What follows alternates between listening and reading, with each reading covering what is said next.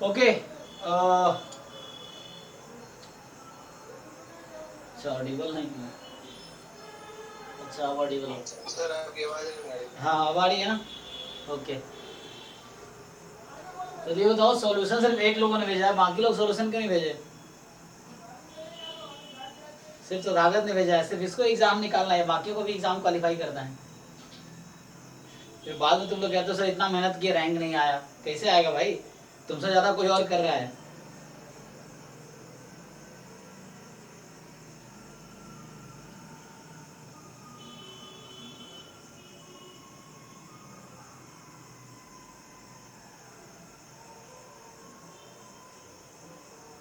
बताओ भाई बाकी लोग कौन कौन लोग हैं? अखिलेश और कौन लोग हैं?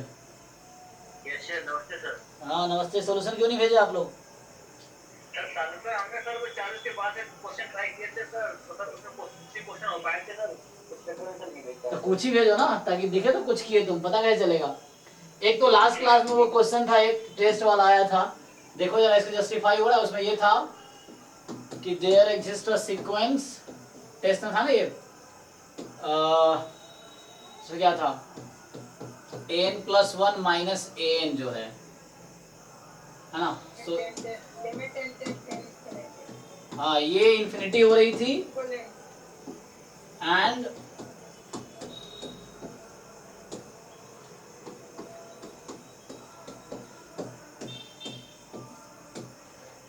ये 0 हो रही थी, है ना। एक तो ये क्वेश्चन था टेस्ट में। तो ऐसा कोई एग्जांपल है क्या? तो कोई भी तुम ऐसा एग्जांपल ले सकते हो, वो ट्रू हो जाएगा ना। क्या था, n की पावर कोई 1 प्लस समथिंग ले लो, फॉर एग्जांपल n की पावर 3/2, या दूसरा सजेस्ट किया था, है ना, n की पावर 4/3। कंडीशन ये है कि 1 से ज्यादा होना चाहिए, है ना।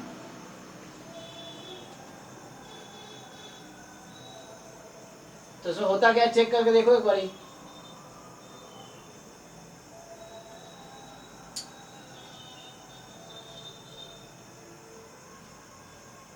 ये होल्ड करेगा इसका, ठीक है ना, चेक कर सकते हो। क्योंकि इसमें क्या है ना, पावर 1 से ज्यादा है, तो उसके बीच का गैप है ना वो बढ़ता चला जाएगा। और इसमें जब रूट लेते हो ना, तुम्हें ऐसा सीक्वेंस कंसिडर करना है कि रूट लेने के बाद जब तुम इसका रूट ले लोगे तो ये हो जाएगा n की पावर कितना, 3/4, है ना। तो ये 1 से कम हो गया। अब या यहाँ से रूट n लिखोगे तो ये हो जाएगा n की पावर 2/3, तो ये 1 से कम हो गया। तो 3/4 एंड 2/3 पावर 1 से कम है, तो इसके बीच का gap n tends to infinity पे 0 पे जाएगी और उसके बीच का गैप इन्फिनिटी पे जाएगा। तो ये होल्ड करेगा। इनइक्वालिटी यूज कर सकते हो तुम उसके लिए। सर ये बैच 2 का नहीं है ना? हाँ हाँ, क्या मनीष? बैच 2 का, हाँ बैच 2 का बैच 2 सर नहीं है ये सर, नहीं था ना असाइनमेंट। हाँ ये बैच 1 का था एक्चुअली, तुम 2 वाले क्यों आ गए थे? हाँ 1 का था एक्चुअली। बैच 2 का तो बाद में होगा, अभी तो चल ही रहा है ना, पूरा खत्म थोड़ी हुआ है, कंप्लीट नहीं हुआ ना। Yes sir. सो बैच 1 वालों के लिए 2 असाइनमेंट था, एक तो सीक्वेंस सीरीज वाला और एक यूनिवेरिएट वाला।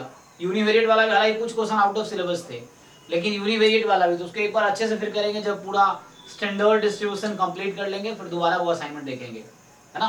तो जो बैच 1 वालों के लिए 2 असाइनमेंट करने थे, एक तो यूनिवेरिएट का और एक सीक्वेंस सीरीज, तो ये वाला सीक्वेंस सीरीज वाला और एक ये वाला था यूनिवेरिएट वाला, जो हमने उस दिन डिस्कस भी किया था एक क्लास में। तो ये वाले असाइनमेंट थे, तो दोनों ट्राई करना था, दोनों के सॉल्यूशन भेजने थे। लेकिन सब सीरियस तो है नहीं, फिर एंड में कहेंगे कि अच्छा मार्क्स नहीं आ रहा, रैंक नहीं आ रहा। क्योंकि तुम अगर सबसे ज़्यादा मेहनत तुम कर रहे हो, सबसे अच्छे तुम्हारा रैंक आएंगे। कोई और तुमसे ज़्यादा मेहनत कर रहा है, कुछ तुमसे अच्छा कर रहा है, तो तुमसे अच्छा मार्क्स लाएगा। तो तुम मेहनत कम करना है, तुम्हें मार्क्स ज़्यादा चाहिए। अब एक एक क्वेश्चन तुम्हें सॉल्व करना है ना, तो ये हमने डिस्कस किया था, तो ये भी बैच 1 के लिए होमवर्क था, इसको भेजना था। और ये भी क्योंकि हमने कहा था ये पूरा थ्रोली डिस्कस नहीं किया था, इसीलिए हम एक बार डिस्कस कर लेते हैं फिर आगे बढ़ेंगे। तो चलो बताओ, तो इसमें ट्राई किया तुम लोगों ने? इधर से स्टार्ट कर लेते हैं, एक बार डिस्कस कर लेते हैं। चलो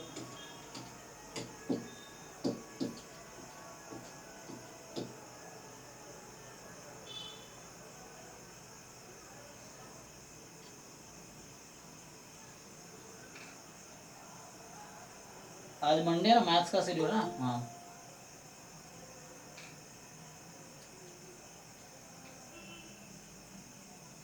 क्या है कि नहीं।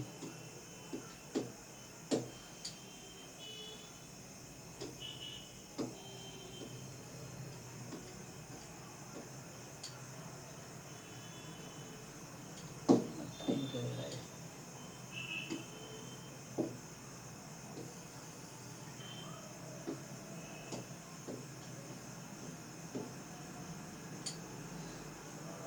बताओ ट्राई किया होगा तुम लोगों ने। बताओ भाई तथागत, कौन कौन से क्वेश्चन में डाउट है? कोई डाउट है कि हो गया सारा? सर सारा तो नहीं, 130 किया हूँ अभी। अच्छा ठीक है, तो कोशिश करो जल्दी फिनिश कर लो, क्योंकि यही होता है ना, क्योंकि हम सोचते हैं कर लेंगे, उसमें एग्जाम आ जाता है, एग्जाम भी हो जाता है, तब तक बच्चों का होता नहीं, मैंने देखा है। क्योंकि उसे जो लगता है हमें, एक लगना होता है कि, और एक होना होता है। सो लगना आसान है कि हाँ हो जाएगा, कर लेंगे, इस तरह से है, लेकिन तुम्हें ऐसा लगता है, लेकिन होता नहीं है। फिर जो बच्चा कर लेता है फिर वही अच्छा करता है। तुम्हें लगता है तुमसे कमजोर था, तुमसे अच्छा कैसे कर लिया, क्योंकि तुम सोचते रह गए, वो कर अपना उसने अपना काम किया है। तो ये चीज़ है। तो कोई कमजोर बच्चा भी अच्छा रैंक ले आता है, कोई अच्छा बच्चा भी नहीं ला पाता। अच्छे बच्चों को लगता है आता ही है, क्या ही करे। लेकिन तुम जितनी बार सॉल्व करो आते हुए चीज का भी, अगर 1% भी तुम्हें उसमें डाउट है ना, तुम जब रिवीजन करोगे, रिपीटेडली कई बार सॉल्व करोगे, तो वो 1% भी डाउट खत्म हो जाएगा। ये चीजें हैं। लेकिन तुम्हें लगता है 90% चीजें आती हैं, तुम्हें लगता है सब आता है, लेकिन तुम्हें असलियत में तो कुछ परसेंट चीज जो नहीं आती, वही एग्जाम में तुम्हें दिक्कत देगी। तो इसीलिए रिवीजन करने, रिपीटेडली सॉल्व करने से क्या होता है, मतलब थोरोली पूरा पेपर सॉल्व करो, तुम्हें दिख जाएगा तुम्हें कहाँ कहाँ डाउट है। और ऐसा नहीं होगा तुम्हें डाउट नहीं होगा, मुझे भी कई जगह डाउट होगा और मैं सॉल्व करूंगा। कई ऐसा कोई परफेक्ट नहीं है ना, वो प्रोसेस में ही सीखोगे तुम, इस तरह से है। तो जब सॉल्व करोगे तुम्हें दिखेगा कि कहाँ डाउट है, फिर वो क्लियर किया जाएगा। सर एक कन्वर्जेंट और एक डाइवर्जेंट चीज का सम कन्वर्जेंट हो सकता है कभी? कैसे होगा? क्योंकि एक तो सम फाइनाइट है और एक का तो इन्फिनाइट है। तो लेकिन तुम्हें सोचना पड़ेगा कि वैसा कोई एग्जाम्पल बना सकते हैं जहाँ कैंसिल हो जाए ना। ऐसा हो सकता है ना कि जैसे कुछ कैंसिल हो जाए।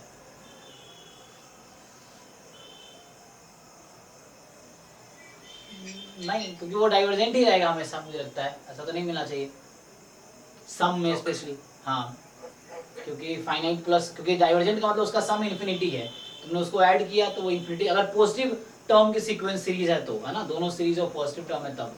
अगर नेगेटिव है तो हो सकता है उस तरह से कुछ कैंसिल हो जाए, तो भी हो जाएगा ना। चलो इधर से बार डिस्कस कर लेते हैं। देखो फिर कर तो रखा है ये, दोबारा इधर पता नहीं कितना टाइम लेता है सर्च होने में। हाँ यही से स्टार्ट किया। 64 में कुछ है नहीं शायद, लग रहा है, इसीलिए। अच्छा है ये आके मिला फिर।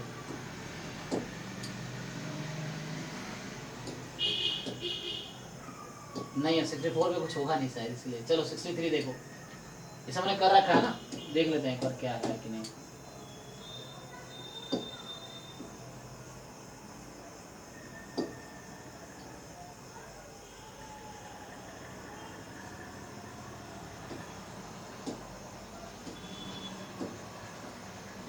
ओके तो 63 कैसे होगा कि A and B a sequence of such that,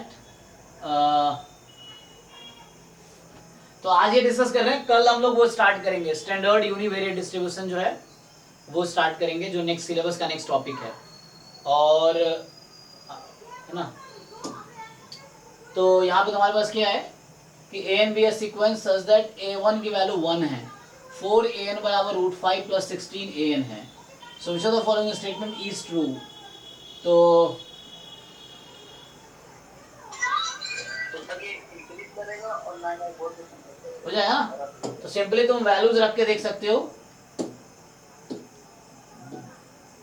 तुम कुछ वैल्यूज रख के चेक कर दो इसको, तो एक वो मिल जाएगा इंक्रीजिंग या डिक्रीजिंग है। और उसके बाद अगर इंक्रीजिंग है तो फर्स्ट टर्म 1 है, तो इसकी लिमिट देख लो क्या आएगी।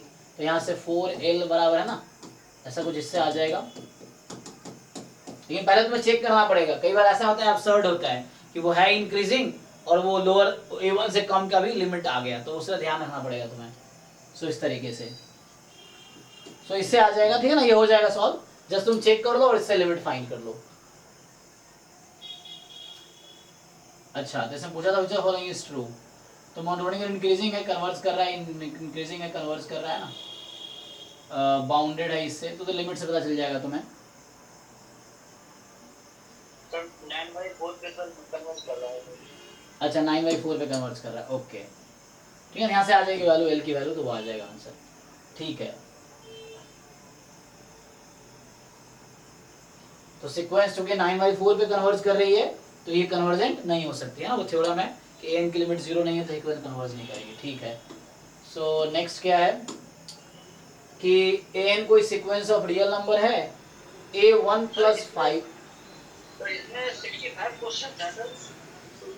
तो आगे दिखा नहीं अभी, ये पता नहीं एक सर्च, अच्छा था ना, ये था ना, हाँ ओके ओके, ये भी थोड़ा टाइम ले रहा है ये वो होने में। ये किया आप लोगों ने ये वाले क्वेश्चन 64, ये तो मैंने कराया था, रावी स्ट्रेस से आ जाएगा इसका आंसर, है ना, क्लास में इस तरह क्वेश्चन डिस्कस किए थे हमने। और इसकी ये चेक कर लो तुम उसके रूट टेस्ट से, तो ये रूट टेस्ट ये डाइवर्जेंट आएगा, आई थिंक ये कन्वर्जेंट आएगा, है ना, इस तरीके से। 65 क्या कह रहा है, ये हमने क्लास में किया था, हालांकि जब सीक्वेंसेस कर दिए क्लास में क्वेश्चन किए थे। सम निकालना है, 2 पार्ट में ब्रेक कर दो, और ज्योमेट्रिक एक में लग जाएगी और एक में सीरीज का फॉर्मूला लग जाएगा, ठीक है ना। तो ये इसको 1/4 की पावर k-1, फिर k 2 की पावर है ना, k/4 की पावर k-1। सो इसको तुम ब्रेक करोगे तो सीरीज प्लस फॉर्मूला लग जाएगा, ट्राई करके देखो। इसके अगर जब तक ट्राई करोगे नहीं, लिख के नहीं देखो, पता कैसे लगेगा तुम्हें आता है कि नहीं आता है, तुमसे हो रहा है नहीं हो रहा। इसमें कराओ, एक आदमी, एक पर्सन लिखो और देन उसको स्कैन करके, ताकि मुझे ही पता था तुमने सच में किया है, वरना तुम तो सोचोगे बाद में कर लेंगे, बाद में कर लेंगे, बाद में कर लेंगे, वो पूरा एग्जाम आ जाएगा और नहीं होगा तुमसे, तुम करोगे नहीं इस तरह से, ठीक है। सो ये है, और 64 में क्या है कि आ नहीं रहा इतना, ये है ना, अच्छा सॉरी 64 ये है, ओके 65 ये है ना, तो ये तो हो ही गया, ये रावेज टेस्ट से हो जाएगा, ये रूट टेस्ट से कर दो, ये सीरीज का सम है, हाँ हो गया, ठीक है। ये 63 हो गया। 62 an sequence of real number है a1 + 5m, मतलब एक सब सीक्वेंस है जो 2 है, दूसरी सब सीक्वेंस 3 है, तो किया था हमने क्लास में, तीसरी सब सीक्वेंस 4, चौथी 5, इस तरह से। सो लिम्सुप ऑफ एन लिमिट, तो लिम्सुप बताइए कि जितने भी सब सीक्वेंस है जिसकी लिमिट सबसे ज्यादा होगी, जो भी सब सीक्वेंस है तो वो ले लो, है ना। तो यहाँ पे क्या है, एक 6 है और एक क्या है 2 है, तो 8 हो जाएगा आंसर इसका। तो इसमें कुछ करने का जरूरत है नहीं, देख के बता दोगे तुम इस तरह से, ठीक है। ये बाउंडेड सीक्वेंस है और इसके हर सब सीक्वेंस तुम्हें दे रखा है, तो जो लार्जेस्ट लिमिट वाली सब सीक्वेंस है वो लिम्सुप है, और स्मॉलेस्ट लिमिट वाली जो सब सीक्वेंस है वो लिमिनफ है। What about this, n be a sequence of real number an 1/3n है, so which of the following statement is are true। तो ये डिक्रीजिंग है, यस, तो डिक्रीजिंग है और लिमिट इसकी 0 पे जा रही है, यस, तो ये तो ट्रू हो गया, है ना। व्हाट अबाउट बी,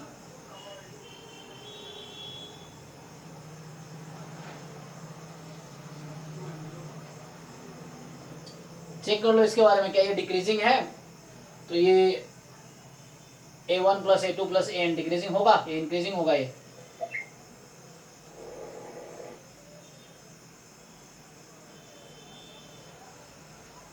क्लास में किया होगा हमने ना क्वेश्चन। और रेडियस ऑफ कॉन्वेक्स निकालना आता है ये तुम लोगों को कि 1/r बराबर लिमिट कैसे भी कर लो, 1/3 आ जाएगी, n की पावर 1/n, तो ये 1/3 आ गई, तो r तुम्हारे 3 होगी, इस तरीके से। तो ये गलत बोल रहा है। और ये चेक कर लो, a1 + a2 + an एवरेज है ना, तो लग रहा है इंक्रीज ही करेगी, क्योंकि n को तुम 1 रखोगे तो 1/3 या 2 रखोगे, सो क्या होगी 1/3 + 1/9/2, तो ये 1/3 ज्यादा, 1/3 से कम होगी ना। मैं पूछ रहा हूँ ये जो है ये डिक्रीजिंग है इंक्रीजिंग है, एवरेज है ना ये, तो एवरेज क्या होगी, क्योंकि खुद ये डिक्रीजिंग है तो इसकी एवरेज भी डिक्रीजिंग होगी, यस और नो।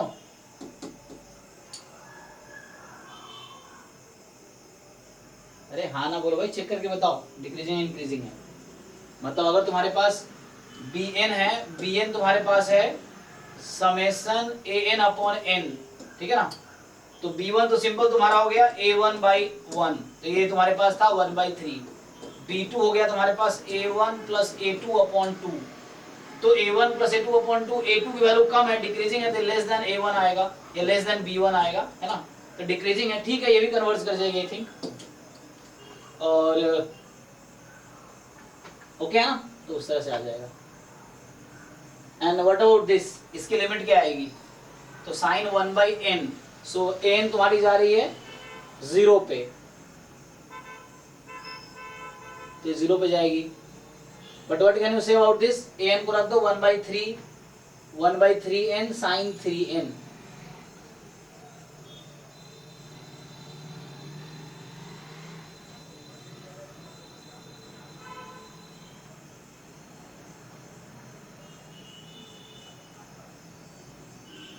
ज्योमेट्रिक है ना, तो ऐसे कोई टेस्ट लगा के देख लो, इजीली दिख जाएगा। वैसे मुझे लगा कन्वर्जेंट होना चाहिए, तो चेक कर लो कोई टेस्ट लगा के, ठीक है, उस तरीके से आ जाएगा।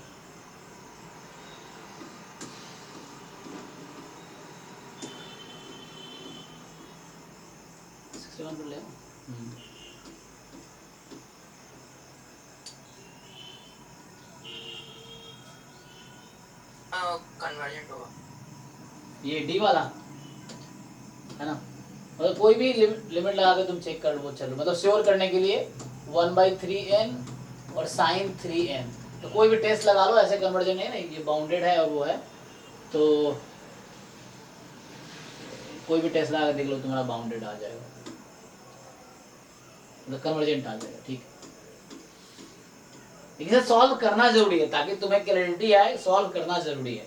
और जो सॉल्व तुम पूछोगे, क्योंकि मैंने सिर्फ सारे क्वेश्चन सॉल्व नहीं किए मैंने, अब तुम कुछ क्वेश्चन पूछोगे, हो सकता है मुझे नहीं आता हो, तो फिर मैं भी सॉल्व करूंगा, है ना। तो मैं तो ये मान रहा हूँ जो तुम्हें नहीं आएगा फिर वो मैं ट्राई करूंगा, अदरवाइज तुम कर सकते हो या मैं भी कर सकता हूँ ना सॉल्व। तो उस तरीके कुछ ऐसे क्वेश्चन होगा देन में ट्राई करेंगे साथ में। जो कॉन्सेप्ट लेकिन जब तक सॉल्व नहीं करोगे तुम्हें कैसे समझ आएगा, एग्जाम तुम्हें देना है, मुझे जब देना होता है तो मैं पढ़ता हूँ, तुम्हें देना है तुम्हें पढ़ना पड़ेगा। इस तरीके से मैं हेल्प करूंगा जहाँ तुम अटकोगे, वो तो क्वेश्चन बताओगे ना ये नहीं हुआ तो 60 के 60 इसमें 60 क्वेश्चन 65 है, सारे क्वेश्चन सॉल्व करो, एक एक सॉल्व करो। अगर सारा सॉल्व हो गया मतलब तुम्हारी एकदम तैयारी अच्छी हो गई है। कुछ फंस रहा है तो उसको डिस्कस करो, ये चीज़ें यही है ना। तो उसमें क्या ही नया आ रहा है, तुम्हें सारे क्वेश्चन आ रहे हैं तो एग्जाम में मतलब तुम one of the best candidate हो, तो तुम्हारा सिलेक्शन होना ही है। अब तुम सॉल्व ही नहीं कर रहे, तुम गलत फहमी में हो कि तुम्हें सब आता है, बट तो ये गलत बात है।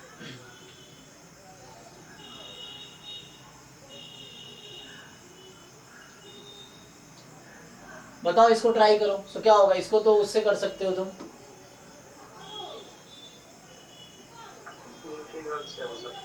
हाँ इंटीग्रेशन पे भी फिट कर सकते हो इसको।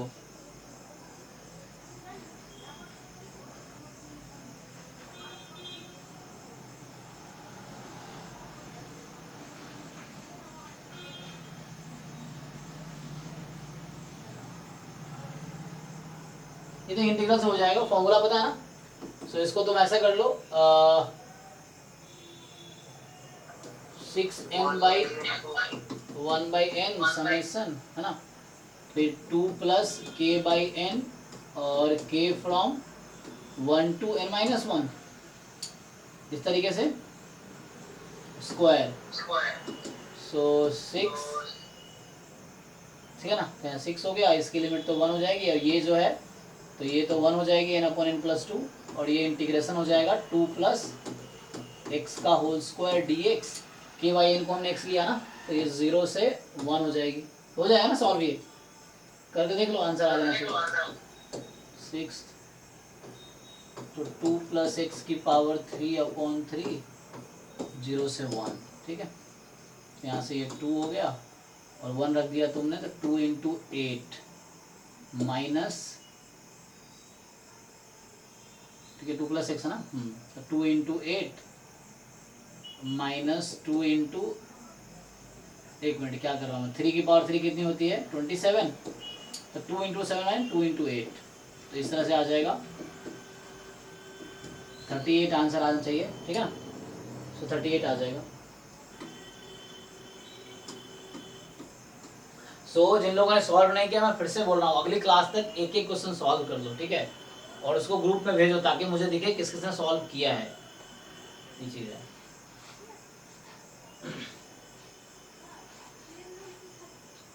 ओके,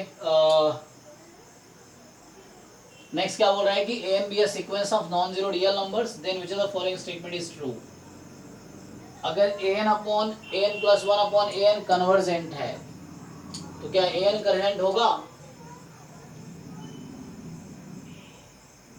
तो एग्जांपल लेकर ट्राई कर लो इसको, है ना, गलत दिखा दो एग्जांपल लेके अगर ऐसा है तो। जैसे मान लो मैं एन ए एन को एन ले लेता हूँ, तो एन प्लस, है ना, तो एन को अगर मैंने एन ले लिया तो यहाँ पे क्या होगा, n plus one upon n convergent तो है, एन सीक्वेंस को मैंने एन ले लिया ना, तो n plus one upon n क्या होगा, वन पे कन्वर्ट करेगी, लेकिन ए एन कन्वर्जेंट है क्या? नहीं, तो गलत हो गया। तो एग्जाम को ऑप्शन को अगर डिस्कार्ड करना है, जस्ट एग्जाम्पल काफी है। ए एन एक बाउंडेड सीक्वेंस है, ठीक है, तो कन्वर्जेंट होना जरूरी है, माइनस वन की पावर एन ले लो, है ना, तो ये भी आउट हो गया। और ए एन प्लस टू माइनस ए एन प्लस वन इस पैटर्न को फॉलो कर रहा है, तो इसका क्या नाम था, कॉन्ट्रैक्टिव सीक्वेंस। कॉन्ट्रैक्टिव सीक्वेंस कॉची सीक्वेंस होता है, कॉची कन्वर्जेंट होता है, तो यस ये ट्रू हो गया। सो कॉन्ट्रैक्टिव सीक्वेंस जो है यहाँ वन लेस देन वन है, सो कॉन्ट्रैक्टिव सीक्वेंस जो Cauchy sequence, Cauchy if and only if होता है, कॉन्ट्रैक्टिव if and only Cauchy if and only if convergent, तो उससे आ गया। देन अगर मॉड ए एन कॉसी है तो ए एन भी कॉसी होगा। बताओ, जैसे कॉसी क्या होता है, जिसके टर्म्स बहुत क्लोज हो ना, कॉसी मतलब कन्वर्जेंट, रियल सीक्वेंस की हम लोग बात कर रहे हैं, जहां भी कॉची सीक्वेंस लिखा मतलब कन्वर्जेंट सीक्वेंस लिखा है। तो कोई अगर मॉड ए एन कन्वर्जेंट है तो क्या ए एन भी कन्वर्जेंट होगा? Yes sir. अरे कैसे भाई, माइनस वन की पावर एन, अच्छा तो ये नहीं, हमें कॉसी का मतलब ये नहीं ले सकते हम, वो वाला नहीं ले सकते, क्या बोलते हैं उसे, मॉड ए एन कन्वर्ज कर रही है ना, तो ए एन भी कन्वर्ज करेगी। हाँ सर, हो जाएगा सर, जनरलाइज। लेकिन ऐसे कैसे, एक ही स्टेटमेंट ट्रू होगा, कैसे हो जाएगा? या तो सी ट्रू या डी ट्रू है।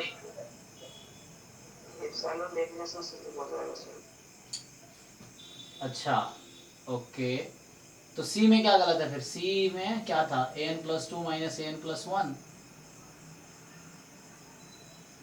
तो ये more than one correct option नहीं है ना, शायद ये एक ही ऑप्शन करेक्ट होगा इसमें।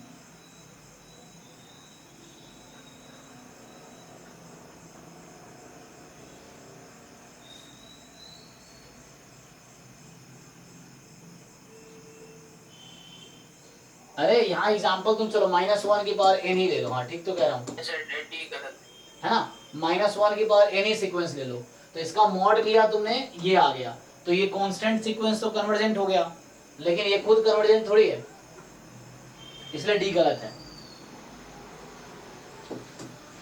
नहीं आएगा, देखो तुम साइलेंट डेल्टा से भी कहीं प्रॉब्लम होगी, तुम चेक करो। क्योंकि माइनस वन की पावर एन को मैंने एन ले लिया, तो इसका मॉड तो वन आ गया, मॉड तो वन तो कन्वर्जेंट है, कन्वर्जेंट है, लेकिन खुद कन्वर्जेंट थोड़ी है, ये गलत हो गया।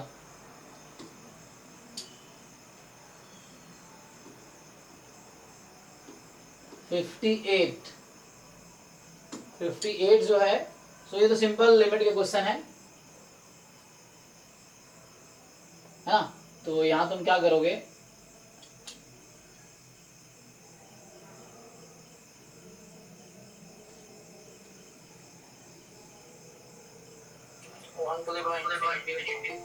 हाँ तो बस उसे फॉर्मूला लगा लो, हो जाएगा। नेक्स्ट ये क्वेश्चन है, एन तुम्हारे पास है समेशन एन चूज के, तो इसको अलग अलग कर सकते हो, इसको तुम ऐसा लिख सकते हो, समेशन एन चूज के 2/n की पावर के 1 माइनस 2/n की power n minus k from 2 to n। तो पूछ रहा है कि limit n tends to infinity 1 minus an, ठीक है। सो बताओ ये क्या है एक्चुअली, ये है probability x more than equal to 2 की, यस सर। तो बाइनोमियल में है ना, x is binomial n comma 2/n actually.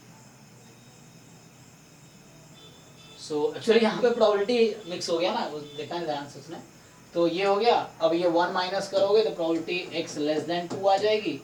ये तुम्हारा an अभी है और ये तुम्हारा 1 माइनस an है, प्रोबेबिलिटी x लेस देन 2, और limit n tends to infinity लगा लो। तो ये n टेंस टू इन्फिनिटी लगाओगे तो तुम्हें पता है कि कोई भी डिस्ट्रीब्यूशन अगर तुम्हारे पास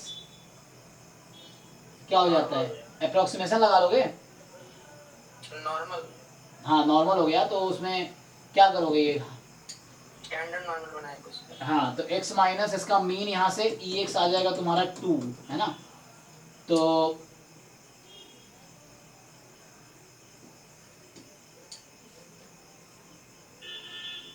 n लार्ज है ना, और ये अगर very close smallest p very small है, तो उस केस में यू विल हैव np, तो x माइनस 2 ये 0 ही हो जाएगा ना, तो सिंपली आ जाएगा x, मतलब ये 5 0 हो जाएगा, ठीक है ना। तो हाफ आ जाना चाहिए, लेकिन कुछ प्रॉब्लम आ रहा है, पॉइजन अप्रोक्सीमेशन यूज करोगे तो क्या होगा, और सर वो x लेस देन 2 होगा या लेस देन 1 होगा? वहाँ 2 से स्टार्ट हो रहा था ना, तो 0 और 1 पे 1 माइनस an है ना, 1 माइनस a ना, हाँ e square limit n tends to infinity 1 minus n। हाँ, तो n तुम्हारा मोर देन इक्वल टू 2 था, तो कॉम्प्लीमेंट क्या होगा इसका,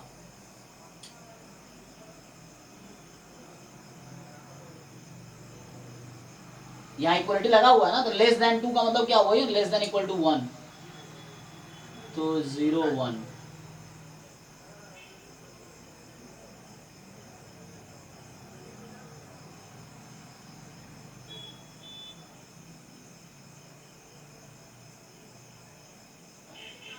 मुझे ऐसा लग रहा है इसमें ना पॉइजन अप्रोक्सीमेशन लगाना पड़ेगा, नॉर्मल नहीं। क्या कंडीशन होता है पॉइजन अप्रोक्सीमेशन और क्या कंडीशन नॉर्मल का, दोनों में क्या होता है, पढ़ाया नहीं मैंने ये टॉपिक ना। सो कब लगाते हैं नॉर्मल अप्रोक्सीमेशन, कब लगाते हैं पॉइजन अप्रोक्सीमेशन, पॉइजन जब p स्मॉल हो और n टेंड्स टू इंफिनिटी हो।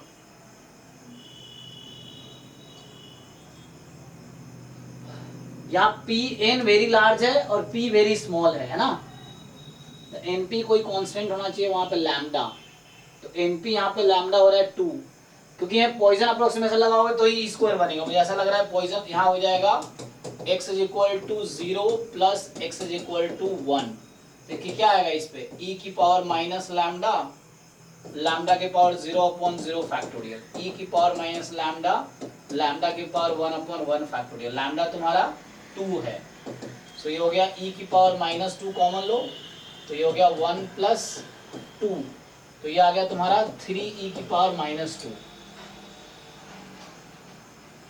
ठीक है। और e स्क्वायर से मल्टीप्लाई करोगे तो क्या हो जाएगा 3, चेक करो,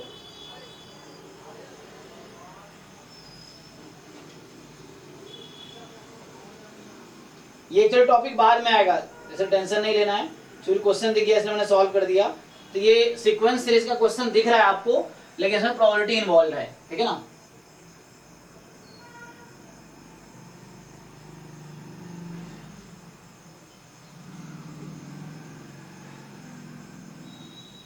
एक्चुअली नॉर्मल अप्रोक्सीमेशन के लिए क्या कंडीशन होता है कि p should not be very close to 0 और वेरी क्लोज टू 1, बीच का होना चाहिए ना, ऐसा कुछ कंडीशन है, वो देखेंगे आगे, है ना।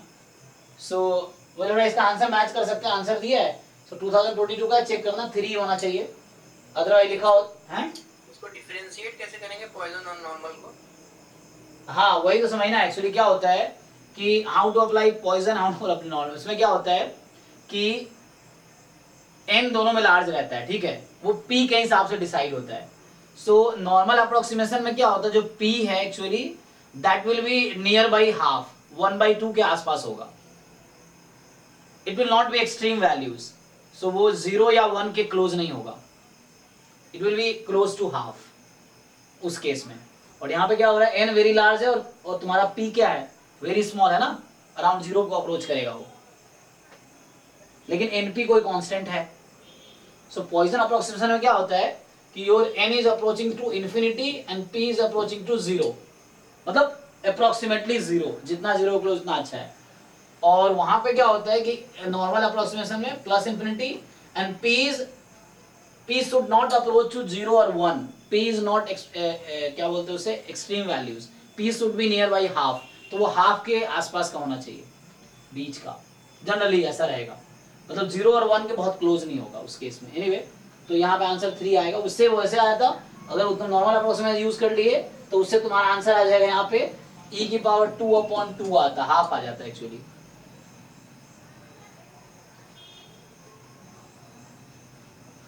है ना, तो एनीवे ये अभी पढ़ाने टॉपिक हमारे सिलेबस में ही है, पॉइसन अप्रोक्सीमेशन टू नॉर्मल, मतलब normal approximation to binomial and Poisson approximation to binomial, तो वो आगे देखेंगे। तो इसका 3 होगा मैच का, 2022 का क्वेश्चन है ये, 21 का ना, 2021 का है, तो एक बार आंसर मैच करना 21 के आंसर की से, हालांकि हमारे पास है, हम चेक कर सकते हैं, you just check in 2021 paper क्या आंसर है इसका, 3 होना चाहिए, अदरवाइज लिखा होता है up to 3 decimal place something, check कर लो।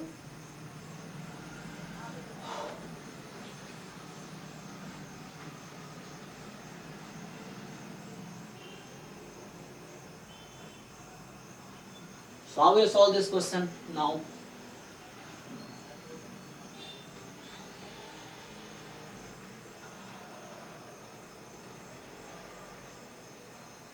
बाकी लोग कुछ बोल नहीं रहे, तुम ट्राई व्राई नहीं करके आए क्या तुम लोग? हाँ बोलो।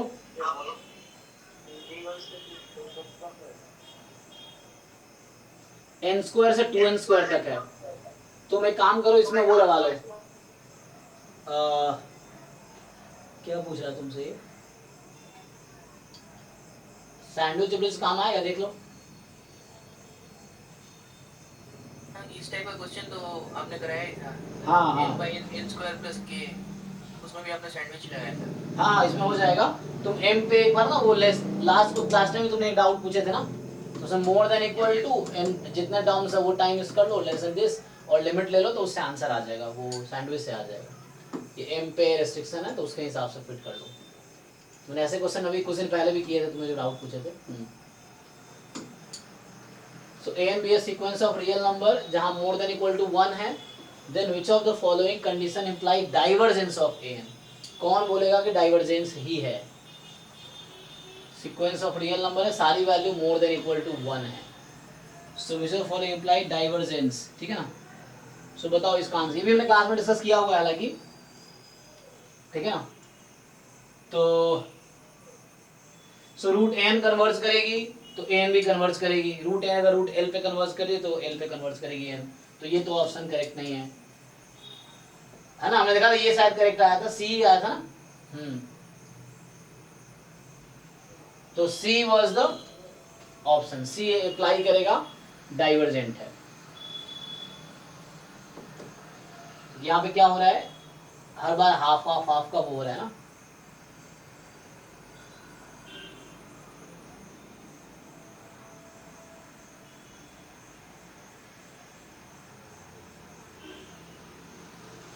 कह रहे कि तुम्हारे पास नॉन डिक्रीजिंग है, तो मतलब इंक्रीजिंग है, मान लो इंक्रीजिंग सीक्वेंस है और 1 से ज्यादा है, तो क्या डाइवर्जेंस से गारंटी देगा?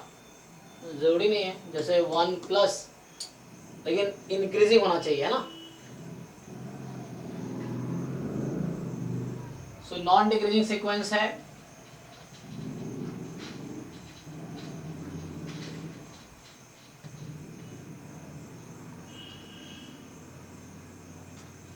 बताओ ये क्लास में डिस्कस किया हुआ क्वेश्चन है, नहीं सब नया नहीं है, क्लास में डिस्कस, जब सीक्वेंस सीरीज हम कर रहे थे थ्योरी तो हम डिस्कस किया था ये सब।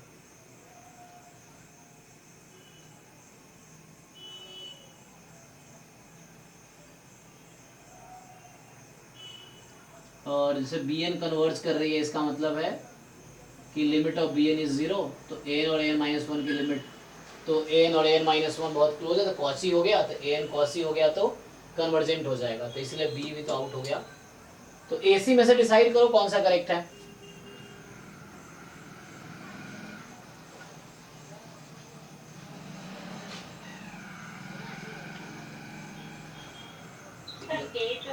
इनकरेक्ट है, ए जो है वो इनकरेक्ट है। अच्छा ए ही इनकरेक्ट है, ओके मतलब तो एग्जांपल बताइए इसका कि ये इम्प्लाई करेगा मतलब ये भी आउट हो जाएगा, ये कोई बताइए जो कन्वर्जेंट हो जाए, कोई एग्जांपल। सर ए एन को ले लिया अगर हम 1+1/n, तो 1+1/n इंक्रीजिंग है या डिक्रीजिंग है? आपको देखना है नॉन इंक्रीजिंग मतलब डिक्रीजिंग। अच्छा सॉरी ओके, मैं पहले उल्टा समझ रहा था ना, ये नॉन इंक्रीजिंग है मतलब डिक्रीजिंग सीक्वेंस, तो ये डिक्रीजिंग है तो ये काम हो गया ना, तो ये भी आउट हो गया, तो ये सही है। तो ये ऐसा होगा तो वो डाइवर्जेंस को इंप्लाई करेगा।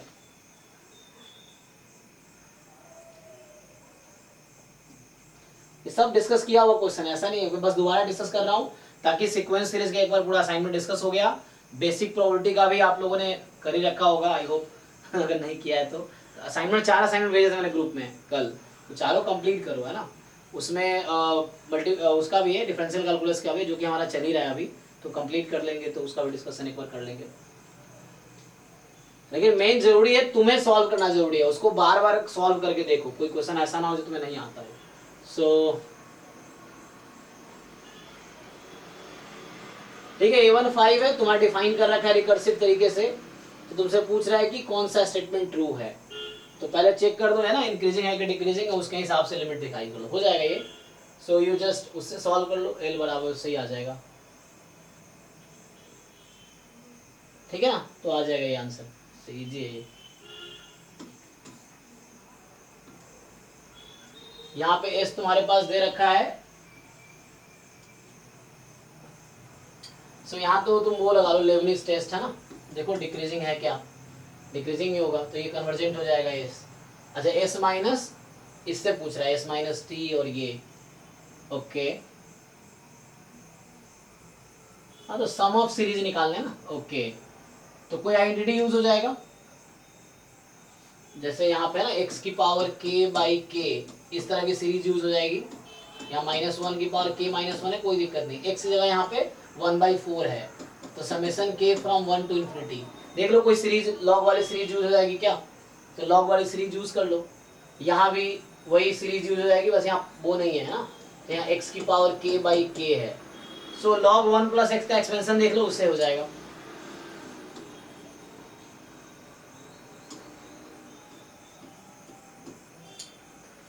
an कन्वर्जेस एब्सोल्युटली, ठीक है, जो आपके पास जो है this series an converges absolutely, then which of following series diverges, तो इसका तो हमने डिस्कस किया, मुझे याद है an अगर कन्वर्ज करेगी एब्सोल्युटली तो a2n उसी लॉजिक से कन्वर्ज करेगी, ये भी कन्वर्ज करेगी है ना, ये सब उससे आ जाएगा ना, an + 1/an इसका मॉड लेस देन अगर 1 है ना, तो इस तरीके से इसको सॉल्व करो इसको सॉल्व करो वैसे ही हो जाएगा, ये भी वैसे ही हो जाएगा, दो अलग अलग पार्ट में कर दो, half into summation an half into summation an + 1, तो ये हो जाएगा, तो ये आंसर करेक्ट है। तो यहाँ एक्चुअली यहाँ रूल ये था कि 1/log n का जो स्क्वायर है दिस सीरीज इज डाइवर्जेंट है ना, सो इसका सम इन्फिनिटी आता है, तुम चेक कर लो, तो कोई टेस्ट लगा सकते हो, इंटीग्रल टेस्ट देख लो उस तरीके से, कोई टेस्ट लगा के, तो ये डाइवर्जेंट है, इसीलिए डी वाला जो है तुम्हारा डाइवर्जेंट सीरीज है।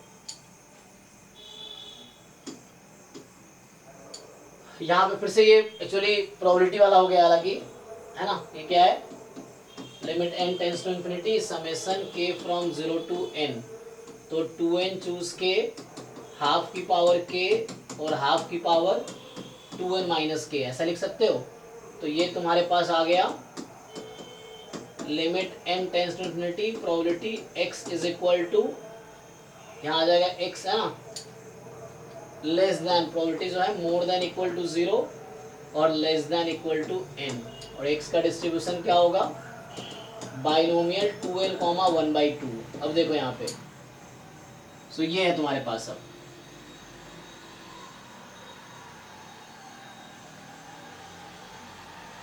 इसमें क्या लगा होगा जिन लोगों को आइडिया है पहले से बताओ, so x less than equal to n है एक्चुअली, यहाँ देखो प्रोबेबिलिटी तुम्हारा p हाफ के आसपास, मैंने कहा था ना कि p क्या है हाफ के आसपास है, तो यहाँ प्रोबेबिलिटी p क्या है हाफ के नियर है, वहां तुम्हें ध्यान दिया था ना, वहां 2n, n था, तो 2n क्या था 2/n था, उस तरीके से पूछता ना ऐसा, जो भी था n कॉमा समथिंग, हाँ सो उस तरीके से n कॉमा, हाँ 2/n था ना वहाँ पे, वहाँ n कॉमा 2/n था, यहाँ पे 2n कॉमा 1/2 है। सो यहाँ क्या लगाओगे, सेंट्रल लिमिट थ्योरम। तो यहाँ पे तुम माइनस कर लो, इसका मीन कितना आ जाएगा, तो यहाँ पे तुम लगाओगे नॉर्मल अप्रोक्सीमेशन 2 बाइनोमियल। तो इस केस में तुम्हारा आंसर आ जाएगा कितना आएगा, देखो मीन तुम्हारा n आएगा ना वहां से, तो n घटाओ तो प्रोबेबिलिटी z लेस देन 0, तो ये 5 जो कि हाफ आ जाएगा, तो यहाँ पे हाफ आ जाएगा। ठीक है, सो नॉर्मल अप्रोक्सीमेशन लगा दिया इस तरीके से, या ये नॉर्मल कन्वर्ट कर लो। ठीक है,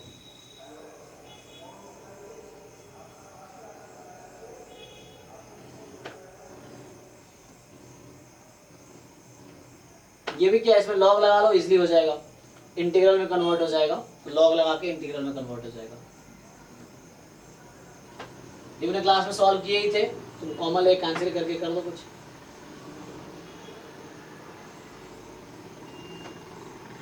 ये भी क्लास में किया था हमने कि इसके डिफरेंट सब सीक्वेंस देख लो, कुछ टर्म के बाद जो भी सब सीक्वेंस आएंगे, डिफरेंट सब सीक्वेंस देख के उससे पता चल जाएगा तुम्हें, लिम सुप लिमिन फॉर ये आ जाएगा। सो बस है ना, एन को जैसे तुम ओपन करोगे तो कुछ टर्म का टर्म रिपीट होने लगेगी, तो you take the subsequences, so constant subsequences consider करो, तो उससे आंसर आ जाएगा।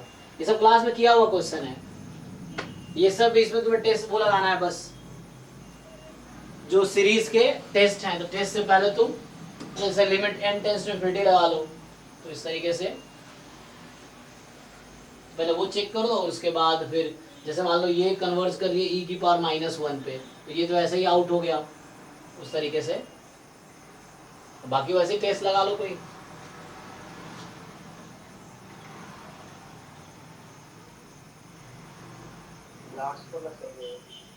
अच्छा, ये हमने क्लास में डिस्कस कर रखा है एक्चुअली, फिर भी तुम अगर करके देख लेना।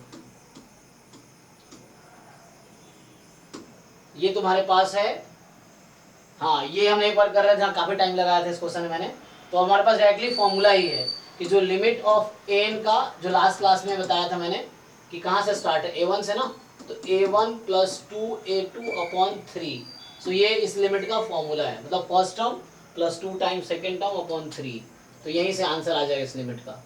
सो 1 + 2 टाइम्स 7 और अपॉन में आपके पास 3 है, सो 15 बाई क्या आ रहा है, देखो एक बारी,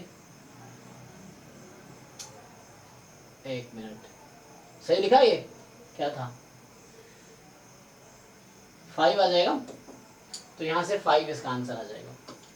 तो ये फॉर्मूला है, जब भी आपका जो नेक्स्ट टर्म हो is the average of the previous 2 terms, तो उस केस में लिमिट ये आएगी a1 + 2a2/3। 45 xn is sequence of real number such that, तो इसका मैंने बताया था कि कोई सीक्वेंस ऑफ रियल नंबर है जिसकी लिमिट ये आ रही है, तो एक एग्जांपल से ही कर दो, तुम एग्जांपल ले लो 0.001 टाइम n, ये सीक्वेंस सेटिस्फाई कर रहा है ना, अब इसी से तुम्हें दिख जाएगा ये बाउंडेड है नहीं, अनबाउंडेड है यस, कन्वर्जेंट है, अब ये नहीं कन्वर्जेंट है नहीं, मोनोटोनिकली डिक्रीजिंग है नहीं, तो ये हो गया b, ये भी सिंपल लिमिट है, तुम लिमिट के कॉन्सेप्ट लगा कर लो।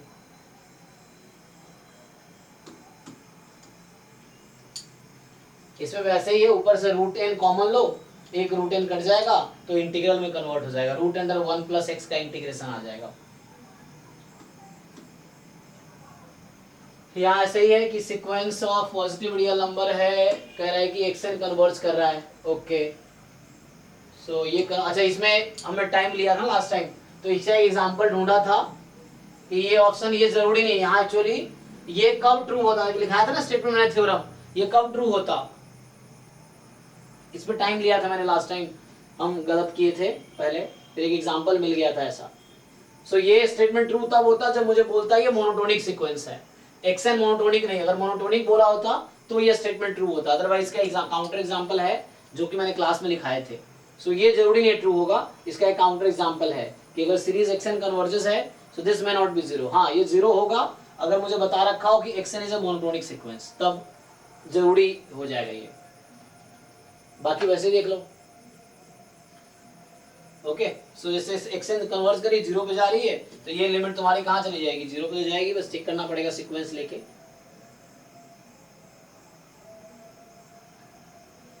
ठीक है ना, इस तरह क्वेश्चन क्लास में हमने किए हैं, तो एक बार जो लेक्चर्स वाले वीडियोस है वहां देखो, जब हम प्रीवियस ईयर पेपर डिस्कस कर रहे थे तो उसमें ये सब करा रखा है। और फिर भी क्वेरी है तो बताओ, मैं डिस्कस करूंगा, लेकिन उससे पहले जरूरी है कि तुम सॉल्व करो और फिर मुझे बताओ कि सर ये क्वेश्चन मुझे डाउट है, ताकि वो प्रॉपर्ली एक एक ऑप्शन डिटेल में डिस्कस कर सकता हूँ, मैं लिख के बता दूंगा ये है। और तुम सॉल्व करके पहले आओ, क्योंकि बहुत कम लोग हैं जो सॉल्व किया है इन लोगों ने। अच्छा, ये क्वेश्चन की बात हो रही थी ना, इसको बताओ सॉल्व किया किसी ने, हुआ कि नहीं?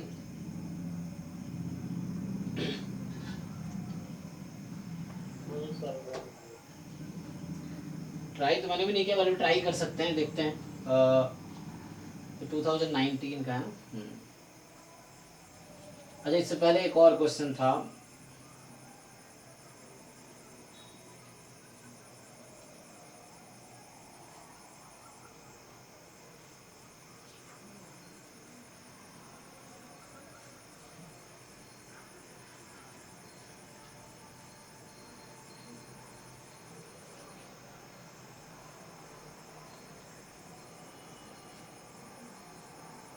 बताओ भाई, how can we solve this question?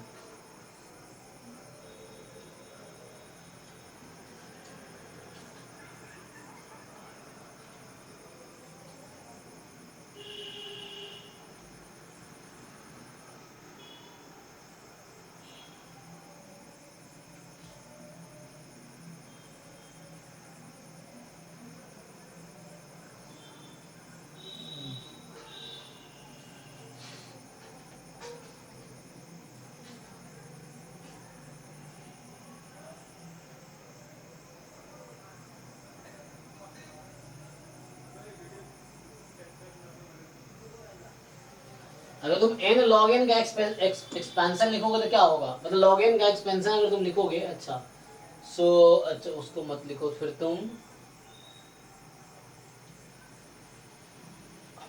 अगर तुमने यहाँ से कॉमन ले लिया मान लो n, तो क्या होगा, ट्राई करके देखते हैं, नहीं तो क्योंकि मैंने भी सॉल्व किया नहीं है ये, सो अभी करते हैं, हुआ ठीक है तो नेक्स्ट क्लास में करा दूंगा, ठीक है। तो मैं जब ट्राई करके आऊँगा तो ऐसा है, और अपॉन में अगर तुमने मान लो n कॉमन ले लिया तो बचा 1 प्लस ई बाई एन, उसकी पावर n, और इस पूरे की पावर 1 बाई एन, बाहर है n log n, तो n log n को तुम लिख सकते हो log n की पावर n। ओके सर वो एन था या पाई था? अच्छा, यहाँ गलत कर दिया ना, मुझे भी लग रहा कुछ गलती है, ये लोग कैसे टाइप किए, हाँ शायद मुझे भी लगा पाई, क्योंकि पाई इसमें कैसे आएगा अदरवाइज,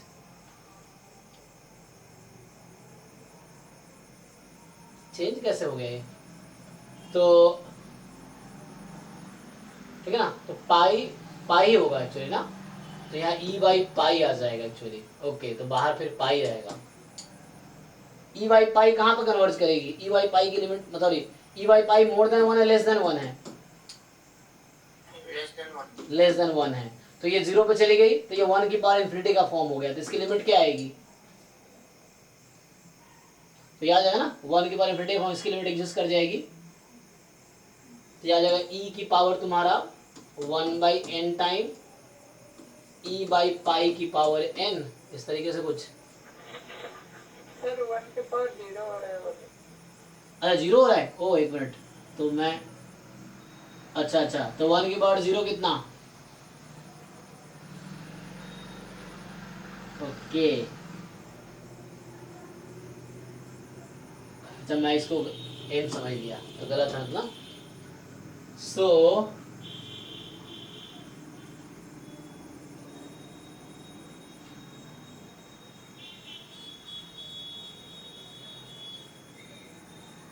इसमें कोई रिजल्ट होगा, मुझे ऐसा लग रहा है कि यहाँ पे आंसर ए या सी में से होना चाहिए, जैसा मुझे लग रहा है कि ए या सी में से ही कोई होगा, क्योंकि एक पाई बाहर है ना यहाँ पे, और ये तो 1 की पावर 0, तो 1 की पावर 0 क्या, तो 1 ही हो जाएगी ये तो, और इसका कोई रिजल्ट होगा दिस अपॉन लॉग एन, इसका रिजल्ट क्या आएगा 1 plus 2 plus 1 by n upon log n, तुम लॉग एन का एक्सपेंशन खोलोगे सर ऊपर वाला तो HP बन रहा है। हाँ HP है, यस।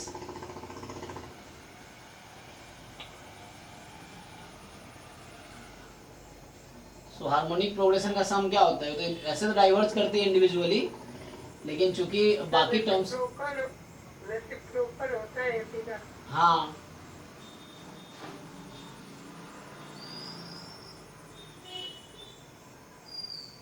एक्चुअली क्या है, अभी इन्फिनिटी अपॉन इन्फिनिटी का फॉर्म है। देखो ये इन्फिनिटी है और ये इन्फिनिटी है, इसका तो 1 आ गया, चलो इसको तुमने पाई कॉमन ले लिया तो 1 हो गया, ओके समझो।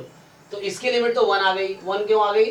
क्योंकि e upon pi less than 1 है, पावर इन्फिनिटी, तो ये तुम्हारी 0 हो जाएगी, और 1 बाई इन्फिनिटी 0 हो गई, तो 1 की पावर 0 कितनी, सो 1 ही रहेगी। तो ये तो 1 हो गई तुम्हारी। तब तुम्हारे पास जो क्वेश्चन रिड्यूस हो गया आया वो ये है 1 प्लस 1/2 अप टू 1/n, और अपॉन में है पाई लॉग n। अब तुम्हें इसको सॉल्व करना मेन है। How will you solve this? Sir ऊपर वाले को अगर समेशन ऑफ 1/r ले लिए तो फिर इंटीग्रल वाले डिफरेंशिएशन से ये। अच्छा, तो r फ्रॉम कितना 1 to n हो गया, और यहाँ log n है। तो अभी इन्फिनिटी अपॉन इन्फिनिटी का फॉर्म है एक्चुअली, ठीक है ना, 1/पाई बाहर है। सो अभी जो फॉर्म है इन्फिनिटी अपॉन इन्फिनिटी का है। चलो n के रेस्पेक्ट में डिफरेंशिएट करो, क्या आएगा? इसको इंटीग्रल में कन्वर्ट करके न्यूमरेटर को 1 to n 1/x करके तो हो जाएगा। ओके तो क्या आएगा बताइए? log x कट जाएगा, ऐसा कहना चाह रहे हैं आप? log n log x आ जाएगा। तो ये कट के मतलब क्या आ जाएगा? log क्या है? ये तो सिंपल 1/r का इंटीग्रेशन क्या होगा? log e r। ओके हाँ log r बेस e, यही कहना चाह रहा हूँ ना। तो log n माइनस, तो ये कैंसिल हो 1/पाई आ जाएगा इसका मतलब। अच्छा आंसर की में क्या दिया एक बार चेक करते हैं। तो 1/पाई होना चाहिए फिर। तुम्हें आंसर याद है? ओके ठीक है, तो एक तो ये कंक्लूजन आ गया। तो इसकी लिमिट पाई कॉमन लेने के बाद 1 पे चली गई है। log n इन्फिनिटी है, इन्फिनिटी अपॉन इन्फिनिटी का फॉर्म है। तो तुम इंटीग्रल टेस्ट लगा लो यहाँ पे, जगह इंटीग्रल में कन्वर्ट कर लो इसको। तो उस केस में log इंटीग्रल आके log n के साथ कैंसिल कर दिया। रिजल्ट है, मुझे लग रहा है ये result this will converge to 1 when n tends to infinity. तो ये रिजल्ट है, अब इसको प्रूव करना अलग है, वो है। तो यहाँ से आ जाएगा, ओके ठीक है। कंक्लूजन तो एक तो आया, और तो ये तो सिंपल है, फैक्टराइज करके पार्शियल फ्रैक्शन करके आ जाएगा। और ये सब तो कल डिस्कस किया ही था हमने, तो बाकी डिस्कस कर ही चुके। तो मैं चाहूंगा एक बार तुम लोग पहले पूरे को सॉल्व करो। अभी ये नहीं कंप्लीट हो गया, ये 1 से लेके 65 तक एक एक क्वेश्चन साफ साफ एक नोटबुक में सॉल्व करो। एक PYQ वाला अलग से नोटबुक बना लो, क्योंकि डिफरेंट एग्जाम्स के पेपर करने हैं। एग्जाम वाला हो गया, फिर गेट का भी अभी तुम्हें भेजूंगा, ISI का हो गया, ISS का हो गया, ये सब का सेपरेट करके। मेरे पास बहुत सारे लोग हैं जो ये कर रहे हैं, तुमको बोल दूंगा तो वो असाइनमेंट पोस्ट कर देंगे। बट आप अगर सारे PYQ भी आपने कर दिया तो आपके कॉन्सेप्ट बहुत अच्छे हो जाएंगे। बशर्ते कोई भी क्वेश्चन छोड़ो मत। तुम 1-2 क्वेश्चन अगर स्किप कर गए और हो सकता है उसी कॉन्सेप्ट पर तुम्हारे एग्जाम में क्वेश्चन आ गए, फिर बाद में पछताओगे। तो एक भी क्वेश्चन छोड़ो मत, एक भी क्वेश्चन, एक भी कॉन्सेप्ट मत छोड़ो। कोई अगर आ रहा है तुम्हारे रास्ते में तो उसको लिख लो, डाउट आ रहा है तो एक भी कॉन्सेप्ट मत छोड़ो, क्योंकि सीखना है ना। तो तुम पूछो, फिर मुझे नहीं आता मैं भी सीखूंगा, ऐसा थोड़ी है कि दुनिया में हजारों लोग सीखने के लिए है। तो तुम्हें मुझसे सीखना है, मैं कहीं और सीखूंगा, लेकिन बताना तो है ही मुझे। लेकिन मेरा कहने का मतलब ये है कि तुम एक एक क्वेश्चन पहले सॉल्व करो।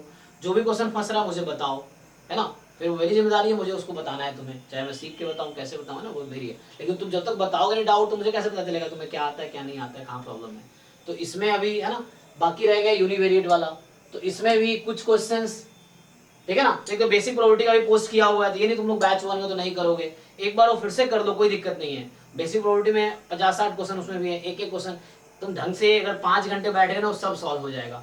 50 के 50 क्वेश्चन एक दिन में हो जाएगा, 4-5 घंटे में हो जाएगा घर पे। ये है, एग्जाम में भले 3 घंटे में करना होता है, घर पे आराम से तुम करते हो ना, ये ढंग से कर लो। 4 असाइनमेंट है, 3-4 दिन में निपटा लो।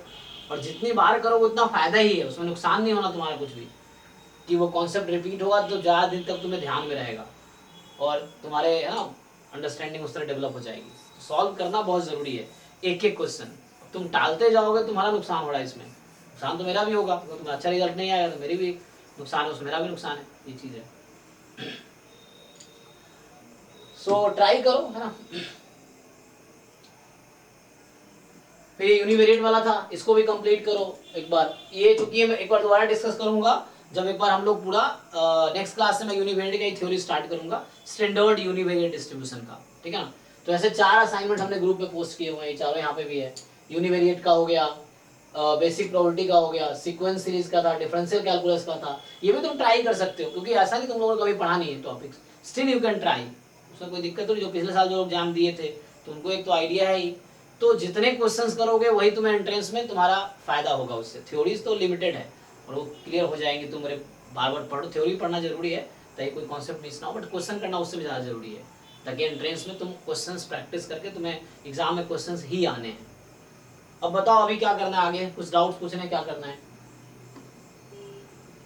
तुम, है ना। ये 4 असाइनमेंट है, यूनिवेरिएट का, सीक्वेंस सीरीज का, बेसिक प्रोबेबिलिटी का, डिफरेंशियल कैलकुलस का।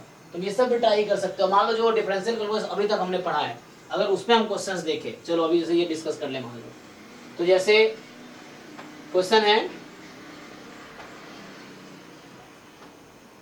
जो हमने अभी तक पढ़ा है उसमें देख लो एक बारी, है ना। सो पहला क्वेश्चन है, find the number of real root of the polynomial. क्या ये बता पाओगे तुम लोग?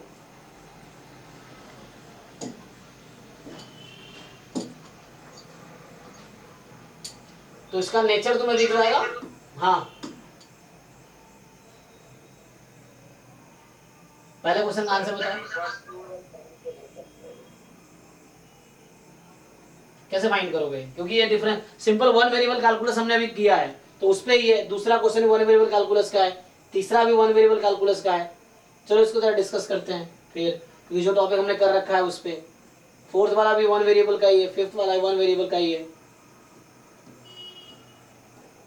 तो होने चाहिए ना। चलो पहला क्वेश्चन ट्राई करके देखते हैं, तुम लोग ट्राई करके बताओ मुझे आंसर।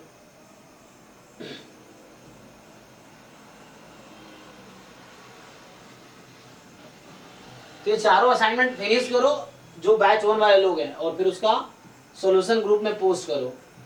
ये एटलीस्ट खुद के साथ अगर ऑनेस्ट हो तो कोई दिक्कत नहीं है। अगर तुम ऑनेस्टली ट्राई कर रहे हो, सारे क्वेश्चन कर रहे हो, तो तुम्हारा रिजल्ट अच्छा होगा। जो मेहनत करेगा उसी का रिजल्ट अच्छा होगा, जो सॉल्व कर रहा है। यही सब एग्जाम में आने, कुछ नया आना नहीं है, इसी कॉन्सेप्ट पे क्वेश्चन है।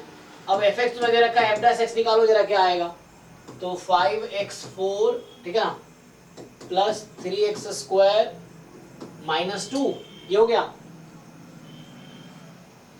अब इसको फैक्टराइज कर लो जरा, 5 दूने 10, कितना हो जाएगा 5x⁴ और 3 का डिफरेंस है ये, तो plus 5x² -2x² -2, 5x² common ले लो तो x² + 1 -2 कॉमन ले लो, x² + 1, तो 5x² -2 nx² + 1, ठीक है ना।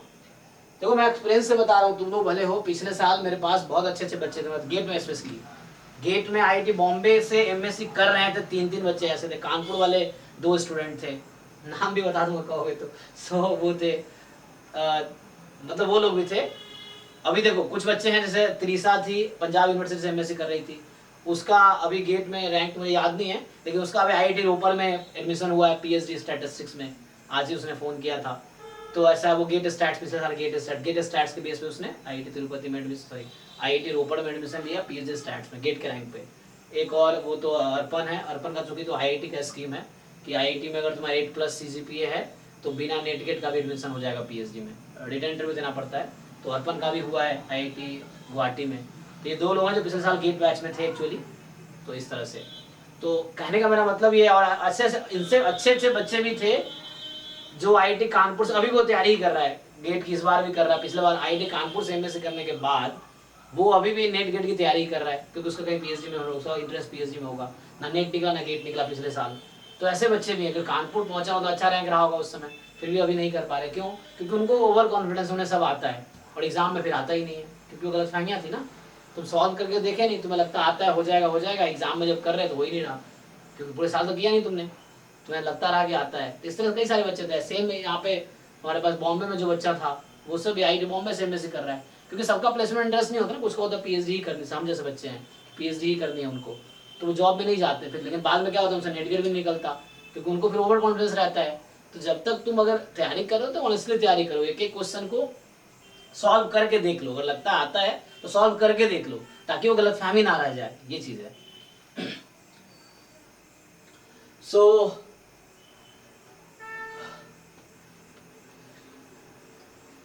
यहां से देखो सॉल्व करके क्या हो गया, यहाँ पे f डैश x तुम्हारे पास आ गया। अब f डैश x को 0 पुट करोगे तो x की क्या क्या वैल्यू आएगी। तो जब आप f डैश x को 0 पुट कर रहे हो x की 2 वैल्यू आ रही है ना प्लस माइनस 2/5 जी, तो x की वैल्यू आ गई प्लस माइनस 2/5। अब आपके पास दो क्रिटिकल पॉइंट है। ऐसे देखो ये 5 डिग्री का पॉलिनोमियल है, तो 5 डिग्री का पॉलिनोमियल है तो इसमें एक रियल रूट होगा या 3 रियल रूट होगा या 5 रियल रूट होगा, क्योंकि आपको पता है ये कॉम्प्लेक्स रूट एक तो हो नहीं सकता, एक होगा तो उसका कॉन्जुगेट भी होगा। अगर a प्लस आयोटा भी एक रूट है तो a माइनस आयोटा भी एक रूट होना ही है। तो कॉम्प्लेक्स रूट हमेशा पेयर में आते हैं। तो इस क्वेश्चन में बोला है कि नंबर ऑफ रियल रूट, तो या तो एक होगा या 3 होगा या 5 होगा, इनमें से आंसर आएगा। आपको डिसाइड करना है कि रियल रूट एक होंगे या तो इसमें या 3 होंगे या 5 होंगे। 2 4 नहीं हो सकता रियल रूट, क्योंकि कॉम्प्लेक्स रूट हमेशा पेयर में आता है। तो एक कॉम्प्लेक्स रूट होगा तो एक और आएगा साथ में, 2 कॉम्प्लेक्स रूट या 4 कॉम्प्लेक्स रूट होंगे। तो इस तरह से अब डिसाइड करना आपको कि एक रियल रूट है, 3 है या 5 है। तो मैंने पहले क्या किया, मैंने क्रिटिकल पॉइंट निकाल लिया कि ये 2 क्रिटिकल पॉइंट है। अब देखो आप, तो मैं रफली इसका ग्राफ बनाने की कोशिश करूंगा एक्चुअली।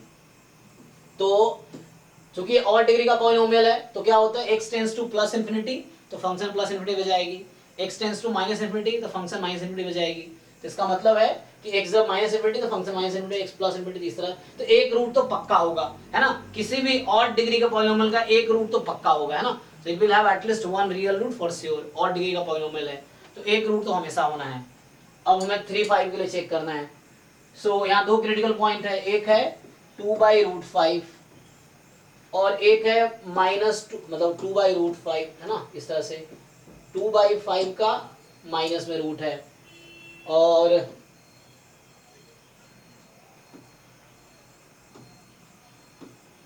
इस तरीके से अब आपको देखना है, चलो वैल्यू निकाल लो, फंक्शन की वैल्यू अगर हम फाइंड कर ले तो मुझे एक्चुअली देखो हमें पता है कि एक बार रूट होगा तो इसका क्या है कि कुछ इस तरह से होगा। अब मुझे देखना पड़ेगा वैल्यू क्या है। तो तुम क्या करो, जो फंक्शन है आपकी उस फंक्शन की वैल्यू एक बार फाइंड करो 2/√5 पे, इस पे, और फंक्शन वैल्यू फाइंड करो माइनस 2/√5 पे। देखो ये क्वेश्चन थोड़ा टाइम भी लगेगा, कोई दिक्कत नहीं है, क्योंकि ये सब्जेक्टिव क्वेश्चन तब आते थे तो काफी ज्यादा मार्क्स के भी थे। अभी जो आएंगे उस तरह से होंगे, अभी में समझना है क्या करना है। तो तुम इन दोनों की वैल्यू, क्रिटिकल पॉइंट पे फंक्शन की वैल्यू निकाल लो, अभी तुम्हें दिख जाएगा कि क्या हो रहा है एक्चुअली। बताओ, इसी से आंसर क्लियर हो जाएगा। f डैश x, अगर मैं डबल डैश भी निकाल के एक बार ट्राई करूं तो डबल डैश निकालूंगा यहाँ से तो आ जाएगा 20x³ plus 10x, 20x³ plus 10x minus 4x, ठीक ना।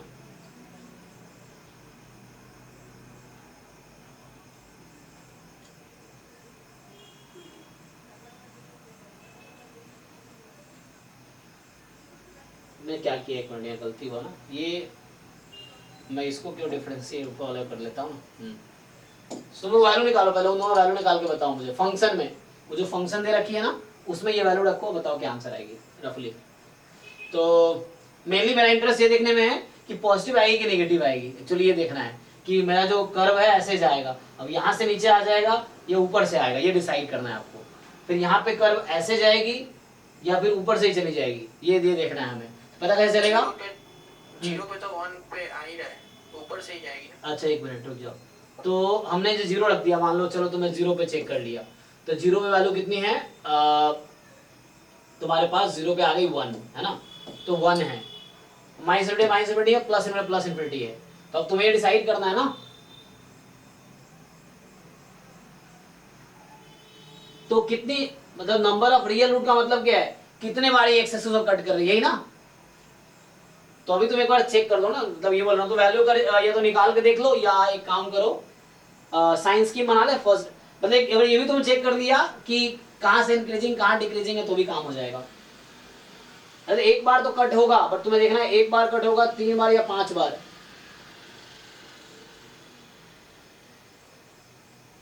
ऊपर तो जाएगी वो तो ठीक है, तुमने यहाँ कहा, अब यहाँ से जाएगी, ऐसे जाएगी या फिर ऐसे जाएगी, कैसे पता चलेगा तुम्हें? अब सर वो नेगेटिव नेगेटिव हो या पॉजिटिव हो। हाँ, तो वही एक बार निकाल के देखो, वैल्यू दिख जाएगी, क्योंकि यहाँ के बाद यहाँ तो ठीक है 1 पे एक बार कट तो किया ही, अब ये ऊपर से चली जाएगी, इस तरह से तुम्हें देखना पड़ेगा। सो वैल्यूज निकाल के देखो एक बार, you find the value of function at this 2 points, जो क्रिटिकल पॉइंट आए हैं। और यहाँ मैं डबल डेरिवेटिव करके देखता हूँ।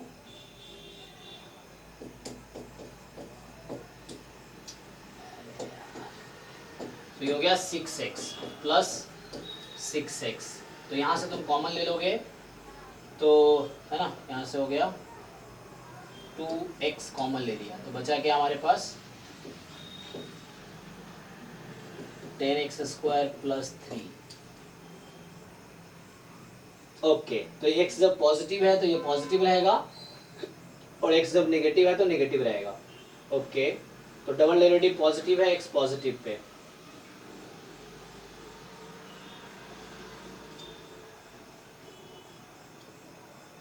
तो यहां से ये क्लियर हो जाएगा, ठीक है ना। तो इस पे मुझे मिल रही है -2/√5 पे मुझे मिल रही है ना। मैं ये कहना चाह रहा हूं, देखो तुम लोग मैक्सिमम में कैसे डिसाइड करते हो, f" 2/5 का रूट, तो दिस पॉजिटिव है तो ये तुम्हारे पास पॉजिटिव आएगा, और f" -2/5 का रूट ये नेगेटिव आएगा। तो इस पे तुम्हें मिलेगी, पॉजिटिव है तो मिनिमा, है ना, 2/, इस पे पॉजिटिव मिलेगी ना, तो मिनिमा मिलेगी और उस पे मिलेगी मैक्सिमा, ठीक है। लेकिन वैल्यू क्या है, वैल्यू निकालना पड़ेगा ताकि ये दिखे मुझे, so you have to find the value. और मैंने दो ही चीज किया है, तो क्रिटिकल पॉइंट निकाले, फिर इन क्रिटिकल पॉइंट पे चेक किया किस पे मैक्सिमा किस पे मिनिमा है, 2 वो लगा के, क्या 2 स्टेप टेस्ट लगा के। सर पॉजिटिव के लिए 0.447 ओके, 0.447, हाँ, और नेगेटिव का 1.55 1.55। ओके, तो इसका मतलब क्या हुआ, देखो अब इसका मतलब ये हुआ कि ये फंक्शन जो है, फंक्शन के पास 2 क्रिटिकल पॉइंट है, तो ग्राफ रफली मैं रफली बना रहा हूँ, ठीक है। सो ग्राफ रफली यहाँ से चला, यहाँ तक गया, और ये आगे जाएगा ना, यहाँ पे मतलब थोड़ा सा नेगेटिव है 1.5 है ना, तो ये कहीं 1.5, फिर ऐसा हुआ, रफली बना रहा हूँ, ठीक है। सो ग्राफ मैं रफली ड्रॉ कर रहा हूँ। सो इस तरह से ग्राफ होगा इसका कि यहाँ तक गया, फिर अब देखो इसमें वैल्यू कितनी है, पॉजिटिव रह गई, तो ये इसका ग्राफ है एक्चुअली, ठीक है। इसके पास 2 क्रिटिकल पॉइंट है, क्रिटिकल पॉइंट पे क्या होता है, फंक्शन का नेचर चेंज होता है, मतलब इंक्रीजिंग से डिक्रीजिंग या डिक्रीजिंग से इंक्रीजिंग होगा। सो हमने 2 क्रिटिकल पॉइंट निकाले, अब रूट 2 डबल डेरिवेटिव से पॉजिटिव है तो इस पॉइंट पे मिनिमा मिल रहा है, yes, local minima. Double derivative negative वाले पे नेगेटिव है, तो इसका मतलब मुझे मैक्सिमम मिल रहा है इस पे, यस। अब ये डिसाइड करता कि 1 रूट होंगे या 3 रूट होंगे, तो चूंकि 2 ही क्रिटिकल पॉइंट आए तो फंक्शन इधर 2 बार चेंज होगा, तो अभी इंक्रीजिंग है, फिर डिक्रीजिंग हुआ, फिर यहाँ इंक्रीजिंग हो गया, ठीक है, 2 बार चेंज हो रहा है, यहाँ से इंक्रीजिंग से डिक्रीजिंग हुआ, डिक्रीजिंग से इंक्रीजिंग हुआ। तो ग्राफ को कितनी बार कट किया इसने, सिर्फ 1 बार कट किया, तो इसका मतलब इसके पास कितने रूट्स हैं, only 1 root, so it has only 1 real root, ठीक है, इस तरीके से। तो ऐसे क्वेश्चंस मुश्किल नहीं है ना, हमने इसलिए कि ये क्लास 12 वाला कैलकुलस है यहाँ पे, हालांकि कि जस्ट आपने डिफरेंशिएट किया, क्रिटिकल पॉइंट निकाले, चेक कर लिया मैक्सिमम मिनिमा, या फर्स्ट डेरिवेटिव टेस्ट लगाते तो भी दिख जाता है इंक्रीजिंग डिक्रीजिंग, है ना, फर्स्ट डेरिवेटिव टेस्ट से भी दिख जाता आपको। तो ओके, ये समझ आया, ठीक है ना। ये तो 1 रूट आया। नेक्स्ट अगला क्वेश्चन देखो, तो अगला क्वेश्चन जो तुम्हारा था, ये सब वो है जो हमने अभी डिस्कस कर रखा है, मतलब थ्योरी। अब ये क्वेश्चन है fx बराबर मॉड x प्लस 1 इंटू में मॉड में x स्क्वायर प्लस 1, इसको मॉडिफाई करके मैं ऐसा लिख सकता हूँ, फंक्शन को क्या लिख सकता हूँ, x plus 1 time mod x plus 1 mod x minus 1, ऐसा लिख सकता हूँ इसको मैं। अब बताओ, तुम खुद ही बताओ इसमें मुझे कि verify the differentiability of the function at point -1 and 1, बताओ किस पे डिफरेंशिएबल और किस पे डिफरेंशिएबल नहीं है।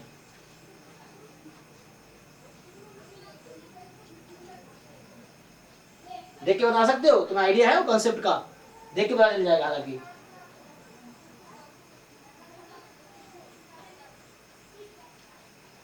कोई बताओ, what can you say about differentiability of this function at -1? तो -1 किसकी वजह से आएगा? x प्लस 1 को 0 होने से, तो x प्लस 1 के साथ mod x प्लस 1 भी है, तो ये डिफरेंशिएबल होगा, तो इस पे होगा यस डिफरेंशिएबल होगा। इस पे 1 पे सिर्फ mod में x माइनस 1 है, तो ये इसकी वजह से क्योंकि अकेला है ये, तो नॉट डिफरेंशिएबल एट 1। डायरेक्टली बता दिया जाता है ना, जैसे सिर्फ mod x है तो x पे डिफरेंशिएबल नहीं है, x mod x है तो डिफरेंशिएबल होगा। आप चेक कर सकते हो इसका डिफरेंशिएबिलिटी लगा के। So this function is not differentiable at 0. This function is differentiable at 0. How to decide? So you simply find f dash 0 by definition in both cases. तो आप f dash 0 निकालो डेफिनेशन से, तो आपको दिख जाएगा ये डिफरेंशिएबल है, ये नहीं है। तो उसी लॉजिक से x प्लस 1 पे डिफरेंशिएबल है, x माइनस 1 पे नहीं होगा। आप चेक कर लो, है ना, वैसे चेक कर सकते हो आप ये चीजें। यहाँ पे देख लो, ये क्वेश्चन है, ये अच्छा क्वेश्चन है एक्चुअली। fx बराबर, ये हालांकि ये क्लास 12th में भी ये क्वेश्चन है। सो fx बराबर 3 टाइम x माइनस 2 की power 2/3 minus x minus 2। x यहाँ क्लोज इंटरवल 0 से 20 है, तो ये ग्लोबल या एब्सोल्यूट मैक्सिमा मिनिमा की बात करेगा जो रिसेंटली हमने पढ़ा है। तो यहाँ क्या बोल रहा है कि x0 y0 be the point of global minima and global maxima in the function interval this. तो बताओ मुझे कि x0 पे मिनिमा है, y0 पे मैक्सिमा है। यस, सो x0 पे मिनिमा है, y0 पे मैक्सिमा है, तो फंक्शन के मिनिमम और मैक्सिमम वैल्यू का सम बताना है। तो ये मुश्किल है क्या? इस तरह क्वेश्चन हमने किए नहीं है, तो क्लास में किए ऐसे क्वेश्चन हमने हालांकि। सो देखो एक बार सॉल्व कर लेते हैं इसको। तो इस तरह क्वेश्चन अगर एग्जाम में गलत करके आओगे तो पक्का सिलेक्शन नहीं होगा, क्योंकि ये वो क्वेश्चन है जो हर बच्चा करता है, डिफिकल्ट कोई नहीं करता है ना। तो आसान क्वेश्चन अगर तुम छोड़ोगे तो दिक्कत है। सो यहाँ से क्या है, और मैथ से नफरत करने की जरूरत है। स्टैट्स वाले बच्चे सोचते हैं मैथ को इग्नोर करते हैं, अच्छे रैंक के लिए मैथ जरूरी है, करना पड़ेगा और इसे इजी है। सो आप सीधा सीधा f डैश x निकाल लो यहाँ से। तो f डैश x निकालोगे 3 टाइम 2/3 x माइनस 2 की पावर 2/3 माइनस 1 आ जाएगा। इसको सिंप्लीफाई कर लो ठीक से, तो 2 टाइम x माइनस 2 की पावर माइनस 1/3 माइनस 1। ये वही कॉन्सेप्ट चेक कर रहा है आपको। तो यहाँ से आ गया 2/x माइनस 2 की पावर 1/3 माइनस 1। बताओ इस फंक्शन के क्रिटिकल पॉइंट्स क्या क्या हैं? एक तो पहले चेक करोगे कि किस पॉइंट पे डिफरेंशिएबल नहीं है। तो ये अगर x की वैल्यू 2 हो गई तो क्या होगी? इट इज नॉट डिफरेंशिएबल, तो f dash 2 does not exist, f dash 2 does not exist। इसीलिए x बराबर 2 एक क्रिटिकल पॉइंट है, is a critical point. And दूसरी बात, जिन पॉइंट पर डिफरेंशिएबल है उसको 0 पुट कर दो, तो 2/x माइनस 2 की पावर 1/3 इक्वल टू 1 आ जाएगी। सो x माइनस 2 बराबर 8 आ जाएगा, ठीक। तो x बराबर 10 आ जाएगा। तुम क्या 1 कैसे कह रहे थे? तो x बराबर 2, x बराबर 10, यही ना, ये 2 है। हाँ, सो यहाँ पे 2 क्रिटिकल पॉइंट है, you have 2 critical points 2 and 10। अब जब आपके पास 2 क्रिटिकल पॉइंट्स आ गए, सो ग्लोबल मैक्सिमा कॉन्सेप्ट ये होता है कि अगर किसी क्लोज इंटरवल में फंक्शन डिफाइंड हो तो you consider critical points as well as the end points. तो क्रिटिकल पॉइंट्स उस इंटरवल में होने चाहिए, तो वो तो है। तो आपके पास पॉइंट्स हैं 2, 10, 0, 20। These 4 points you have to consider for the global maxima or global minima. Now one by one you find the value of original function at each point, critical point or end point. The one which has the highest value is the global maxima, the one which has lowest value is the global minima. Simple.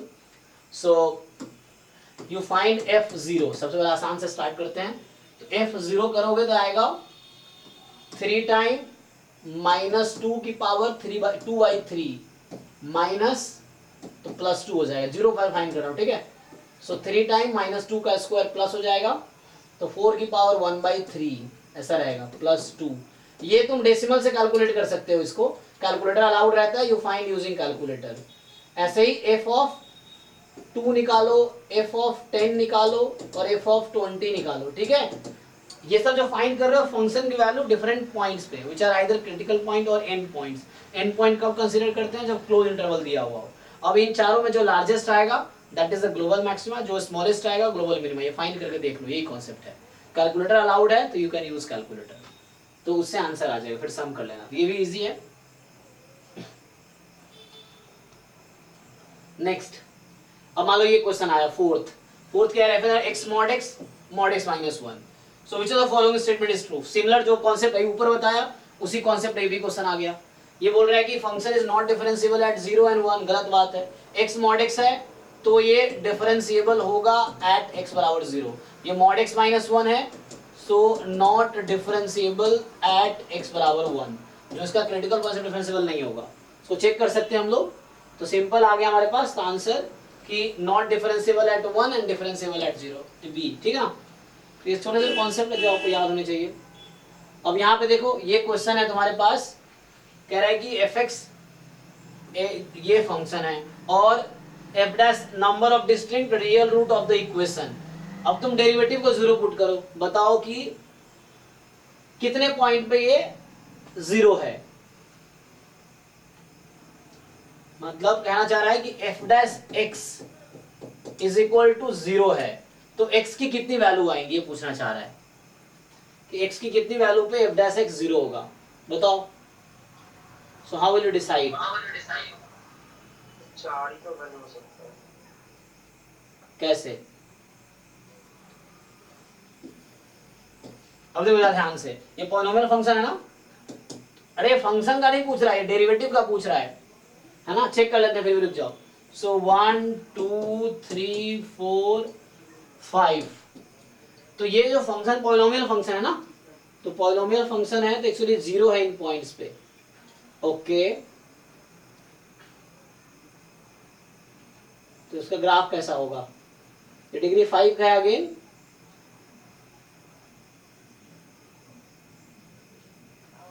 क्या ये ऐसा होगा, इसका graph कुछ इस तरह से आएगा,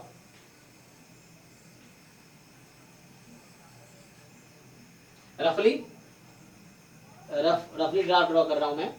सो 1 2 3 4 5 पे फंक्शन 0 है, तो उसका डेरिवेटिव कहाँ कहाँ 0 हो सकता है, एक इसके बीच में एक नंबर आएगा, एक यहाँ पे, एक यहाँ पे, एक यहाँ पे, लेकिन वो, ठीक है ना।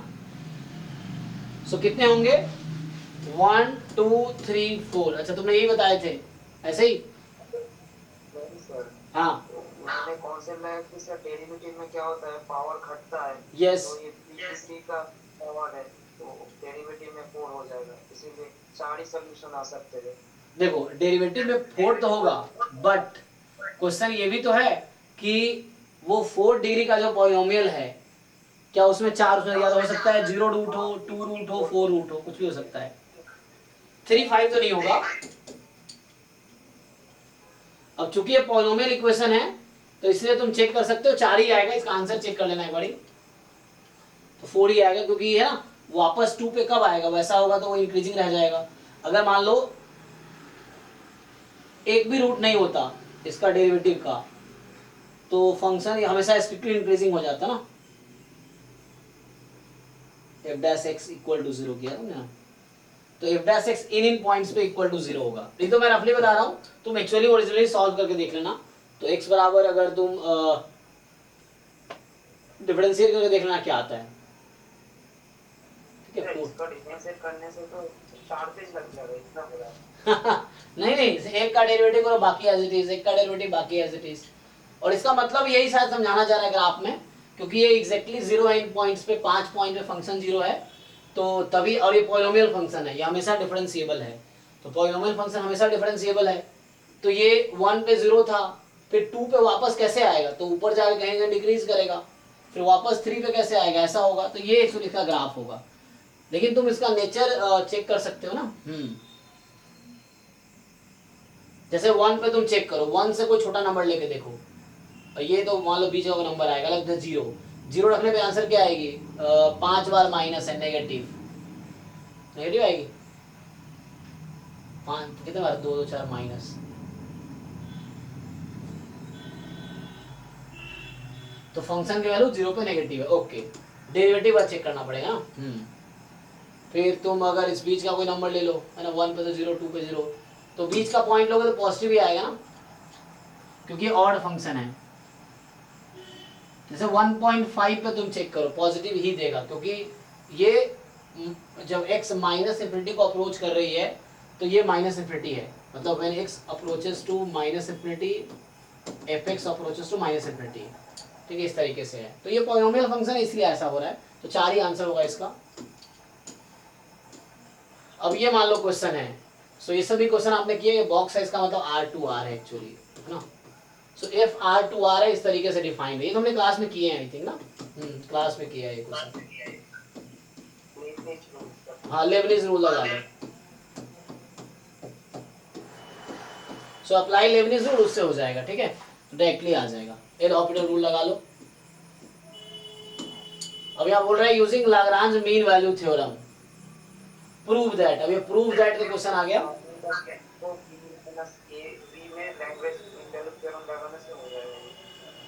फंक्शन क्या लिया तुमने?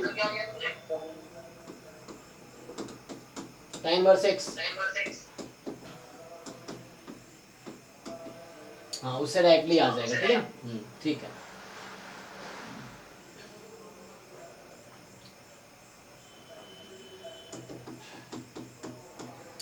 f dash c हाँ तो ये आ जाएगा।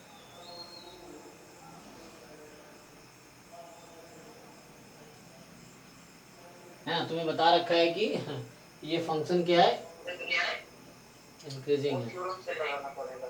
हाँ हो जाएगा।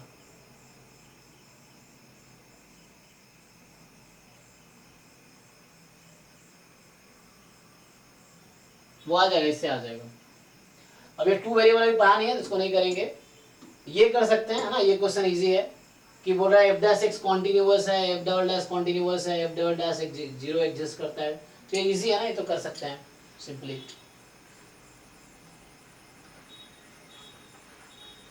डायरेक्टली तो यहाँ से भी कर सकते हो, एफ डैश एक्स सीधा सीधा डिफरेंशिएट करके निकाल लो इस तरीके से, एंड देन यू सी, फिर डबल डेरिवेटिव ऐसे ही निकाल लो, इससे हो जाएगा। 10th क्वेश्चन क्या कह रहा है कि तुम्हारे पास फंक्शन ये है x³ + 3x - 2, तो शो करो fx बराबर 0 जो इक्वेशन है fx बराबर 0 की, so that the equation fx बराबर 0 has only one real root. तो जैसे हमने अभी दिखाया था वैसे ही दिखा दोगे। अभी हमने 1 दिखाया था ना पहला क्वेश्चन में कि f डैश x को 0 पुट करो, क्रिटिकल पॉइंट आएगी, डबल डेरिवेटिव निकाल लो, क्रिटिकल पॉइंट देखो क्या नेचर है, फिर अपनी ग्राफ बना लो, तो उससे मिल जाएगा तुम्हें। फिर कह रहा है also find x0 in the interval 0 1 such that the tangent to the curve at this point this not is parallel to the line joining point this and this. तो थोड़े से टैंजेंट का भी कॉन्सेप्ट आ गया यहाँ पे, तो ये भी हो जाएगा। तो इसका स्लोप निकालो और इसका स्लोप जो है dy/dx जो आएगा इसको इक्वल, इसके स्लोप के इक्वल पुट कर दो। ये इसका जो स्लोप आएगा, मान लो m आया तो इसका स्लोप रख दो, वहां से आंसर आ जाएगा, ठीक है। तो ये इससे आ जाएगा। ये क्लास 12th वाले क्वेश्चन है, ये सब करके देखो। ये 2 वेरिएबल का है, ये 1 वेरिएबल का है, ये ट्राई कर सकते हो कि fx तुम्हारा ग्रेटेस्ट इंटीजर फंक्शन है, ठीक है। fx क्या है? Greatest integer function, and gx इस तरीके से डिफाइंड है। तो पूछ रहा है तुमसे fx + gx क्या होगा, डिसकंटिन्यूअस होगा,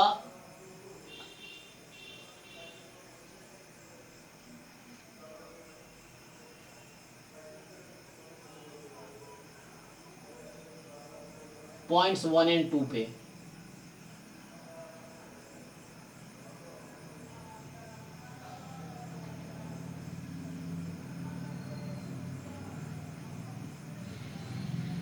सर ग्रेटेस्ट इंटीजर फंक्शन का वो तोड़ के बता दीजिए ना कैसा होता है। इसको तुम जैसे लिखोगे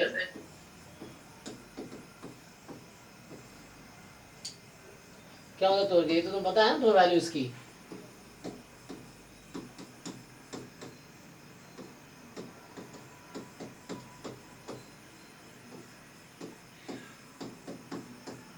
उसी हिसाब से लिख देता हूँ। एंड यहाँ पे कह रहा है कि x बराबर 3 पे इसका आंसर क्या आ जाएगा 3। अब इन दोनों को ऐड कर लोगे इजीली, है ना। सो f + g लिख लो, अब तुम्हें इजीली दिख जाएगा, इजीली कर सकते हो। यू जस्ट ऐड इट और फिर दिख जाएगा। यहाँ पे तुम्हारे पास दे रखा है एक इक्वेशन, बोल रहा है f π/2 बताओ, तो इजी है, यू डिफरेंशिएट बोथ साइड, है ना, सो डिफरेंशिएटिंग बोथ साइड करके आंसर आ जाएगा। तो उसके बाद fx आ जाएगा, फिर उससे आ जाएगा। यहाँ बोल रहा है कि f(ab to r) एक 4 टाइम डिफरेंशिएबल फंक्शन है और फोर्थ डेरिवेटिव पॉजिटिव है, फोर्थ डेरिवेटिव पॉजिटिव ही है, तो बता दिया कि फोर्थ डेरिवेटिव पॉजिटिव है। और c एक ऐसा नंबर है कि फर्स्ट डेरिवेटिव 0 है, सेकेंड डेरिवेटिव 0 है, थर्ड डेरिवेटिव 0 है। तो शो करो कि f मिनिमम होगा c पे। तो ऐसे तो एग्जाम में प्रूफ करना नहीं होगा तुम्हें, लेकिन ऑप्शन इस तरह आएंगे, चेक करना पड़ेगा, है ना। तो एक इस टाइप का एग्जाम्पल मुझे दिख रहा है, x की पावर मान लो तुमने लिया क्यूब, x की पावर 4 लो, क्यूब का क्या होगा derivative, f' x 3x² f double dash नहीं, x की पावर 4 ले लो ना, x की पावर 4, तो ये हो जाएगा 4x³ double derivative 12x² triple derivative 24x and fourth derivative 24 है। तो ये सेटिस्फाई कर रहा है कंडीशन को, मतलब वेरीफाई जस्टिफाई कर रहा हूँ मैं। तो ये फंक्शन तुम्हारे पास है ये, सो फर्स्ट सी 0 पे ये 0 0 0, तो all 3 derivatives are 0, 4 derivative positive है, तो शो करो कि f मिनिमम है c पे। तो हालांकि यहाँ पे मैं तो एग्जांपल से दिखा दिया, वेरीफाई कर रहा है एक्चुअली कि x4 जो है सेटिस्फाई कर रहा है कंडीशन को। तो एंट्रेंस में जो कि ऑप्शंस आएगा तो यहाँ कर सकते हो, तुम एलिमिनेट कर सकते हो बाकी ऑप्शंस को इस एग्जांपल से। तो x4 ऐसा एग्जांपल है जो फिट बैठ रहा है इस पे। बाकी वैसे प्रूव करना तो भी ट्राई कर सकते हो कि फंक्शन मिनिमा है ना। तो f' 0 होने का क्या मतलब है कि उस फंक्शन कहीं ना कहीं इस टाइप का है, x माइनस सी f' में आ रहा था, उसका स्क्वायर है कहीं ना कहीं उसमें, है ना, इस तरीके से। तो ये इस तरह का फंक्शन होगा, तुम ये फाइनली दिखा दो कि इस टाइप का कुछ फंक्शन होगा। इनटू समथिंग हो सकता है बट ऐसा होगा।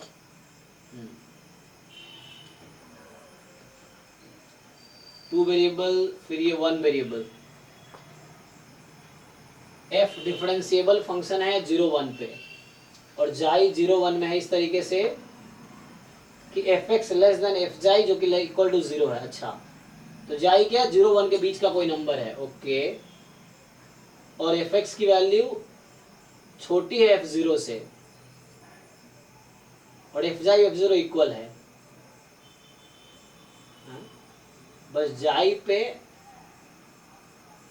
और f0 पे इक्वल फंक्शन है। अच्छा, देखो क्या कहना चाह रहा है, तो ये कुछ इस तरह से है कि फंक्शन कोई 0 1 पे डिफाइंड है ना, 0 पे जो वैल्यू है वही वैल्यू जाई पे है उसकी, और fx लेस देन f0 है, तो f0 मतलब लार्जेस्ट वैल्यू है, तो 0 पे हाईएस्ट वैल्यू होगी, बाकी पे कम वैल्यू है, ओके, 0 पे और जाई पे इक्वल वैल्यू है। तो व्हाट कैन यू से कि 0 पे डेरिवेटिव 0 होगा, 0 पे डेरिवेटिव लेस देन 0 होगा।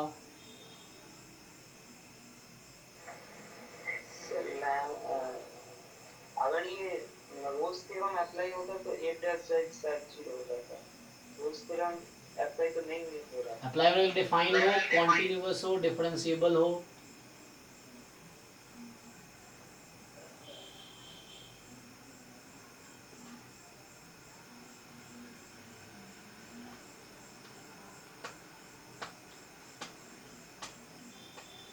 एक कहीं ना कहीं डिसकंटिन्यूअस होगा जाई पे,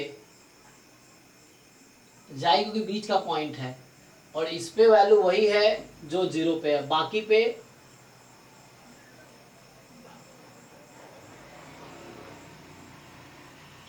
फंक्शन लेस है इससे, है ना, बाकी पे लेस है इससे।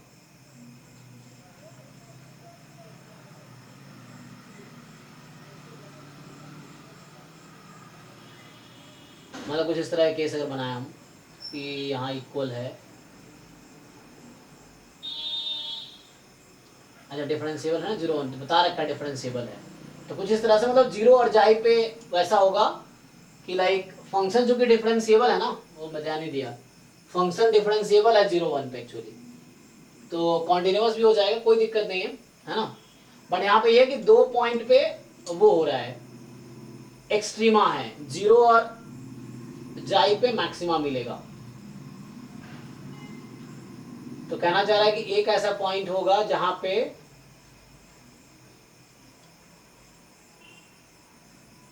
देखो पहली बात, जीरो पे फंक्शन को डिफरेंस डिक्रीजिंग ही होना पड़ेगा ना। क्या ऐसा हो सकता है जीरो पे इंक्रीजिंग हो जाता है, वैल्यू ज्यादा हो जाएगी, क्योंकि बाकी एफ एक्स वैल्यू जीरो से कम ही है, तो जीरो पे डिक्रीजिंग ही होगा। तो एफ डैश जीरो को less than equal to zero ही होना पड़ेगा, इनमें से कोई एक करेक्ट होगा। तो है ना, तो ये तो आउट हो गया और ये भी आउट हो जाएगा, क्योंकि जीरो पे जो वैल्यू है ना, जीरो पे अगर कांस्टेंट हो जाएगी तो कोई और पॉइंट पे मिले। इसने बोला है कि जीरो जाई पे इक्वल वैल्यू है और जो इन पे वैल्यू है वो लार्जेस्ट है और किसी पॉइंट पे वैसी वैल्यू नहीं हो सकती, तो इसका मतलब इसको डिक्रीजिंग ही होना पड़ेगा, ऐसा करके ग्राफ है एक्चुअली। तो जीरो और इक्वल जाई पे, ये जाई यहाँ पे मेरा नंबर है, इक्वल वैल्यू है, तो ये आउट हो गया, ये भी नहीं हो सकता, इंक्रीजिंग हो ही सकता। अब देख लो एफ डैश जाई क्या होगा। तो जाई पे चूंकि अब देखो वैल्यू यहाँ तक गया और वाई जाई पे मैक्सिमा एग्जिस्ट कर रहा है ना, यहाँ पे देखो जाई पे बाय डेफिनेशन जाई पे मैक्सिमा एग्जिस्ट कर रहा है फंक्शन का, यू कैन से है ना मैक्सिमा ऑन दिस इंटरवल। तो इसका मतलब क्या होना चाहिए, जाई पे क्या होगा हमारा, ठीक है। तो अगर एफ डैश जाई मोर देन जीरो हुआ, इसका मतलब क्या हुआ कि ये स्ट्रिक्टली इंक्रीजिंग हो गया, तो कोई और पॉइंट पे इससे ज्यादा वैल्यू आ जाएगी, जो कि ये कह रहा है ऐसा नहीं हो सकता कि किसी और पॉइंट पे वैल्यू कम ही रहेगी जाई से। तो कम कब होगी, जब यहां से जाके वापस आ जाएगा। So it has maximum value. So अगर किसी पॉइंट पे मैक्सिमा या मिनिमा है तो वो क्रिटिकल पॉइंट ही होगा। तो इसका मतलब है डिफरेंशिएबल है तो एफ डैश जाई जीरो ही होगा। तो जाई इज अ क्रिटिकल पॉइंट, क्योंकि जाई पे यहाँ देखो जाई से क्या बदल रहा है, जाई is a point of maximum value, तो किसी पॉइंट पे मैक्सिमा एग्जिस्ट कर रहा है तो क्रिटिकल पॉइंट ही होगा। तो एफ डैश जाई को जीरो ही होना पड़ेगा और जीरो पे डिक्रीजिंग ही होना पड़ेगा। तो बी ऑप्शन इज करेक्ट। सो इस तरीके से है, ये तो हमने कल ही देखा था फिर से, है ना, एक्स बाई टू ले लो, ये अभी हमने अजय टू वेरिएबल का है तो इसको रहने दो, ठीक है। बाकी ट्राई करोगे आगे क्लास में, टाइम है ना हमारे पास, चलो एक बार डिस्कस कर लेते हैं फिर भी जहां तक है। सो ये क्या कह रहा है कि F be a continuous function on A B, है ना। तो शो करो एक ऐसा जाई एग्जिस्ट करेगा जिसके लिए summation alpha k F X के एफ जाई होगा, जहां अल्फा आई मोर देन जीरो है और समेशन, तो ये कॉन्वेक्स कॉम्बिनेशन हो गया ना, मोर देन जीरो है सम वन है, तो ये कॉन्वेक्स कॉम्बिनेशन हो गया तुम्हारा, और ये कॉन्टिन्यूअस फंक्शन है ए बी पे, ओके। तो बताओ एक ऐसा जाई एग्जिस्ट करेगा जो ऐसा हो रहा होगा, मतलब alpha one F X one, alpha two F X two, so alpha k F X k, this is F xi. ये प्रूव दैट वाला क्वेश्चन है, प्रूव दैट ट्राई कर सकते हैं, ये हमारे आप नहीं आएगा प्रूव दैट, बट आपको है ना इस तरह से देखना पड़ेगा कि अगर इसको किस दूसरे तरीके से पूछ लिया तो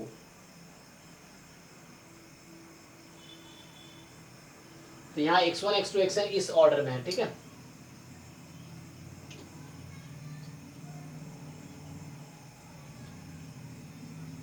फंक्शन कॉन्टिन्यूअस है, हाँ सर कुछ इंटरवल करके उसमें कुछ ये लैंग्वेज वैल्यू से हम लगा सकते हैं, okay.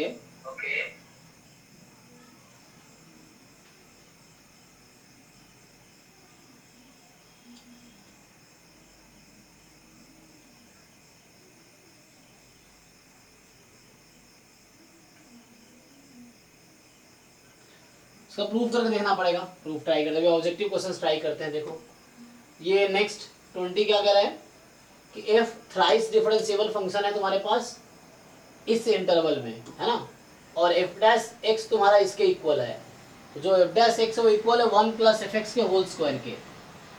So F dash X is equal to 1 plus F X whole square, ठीक है।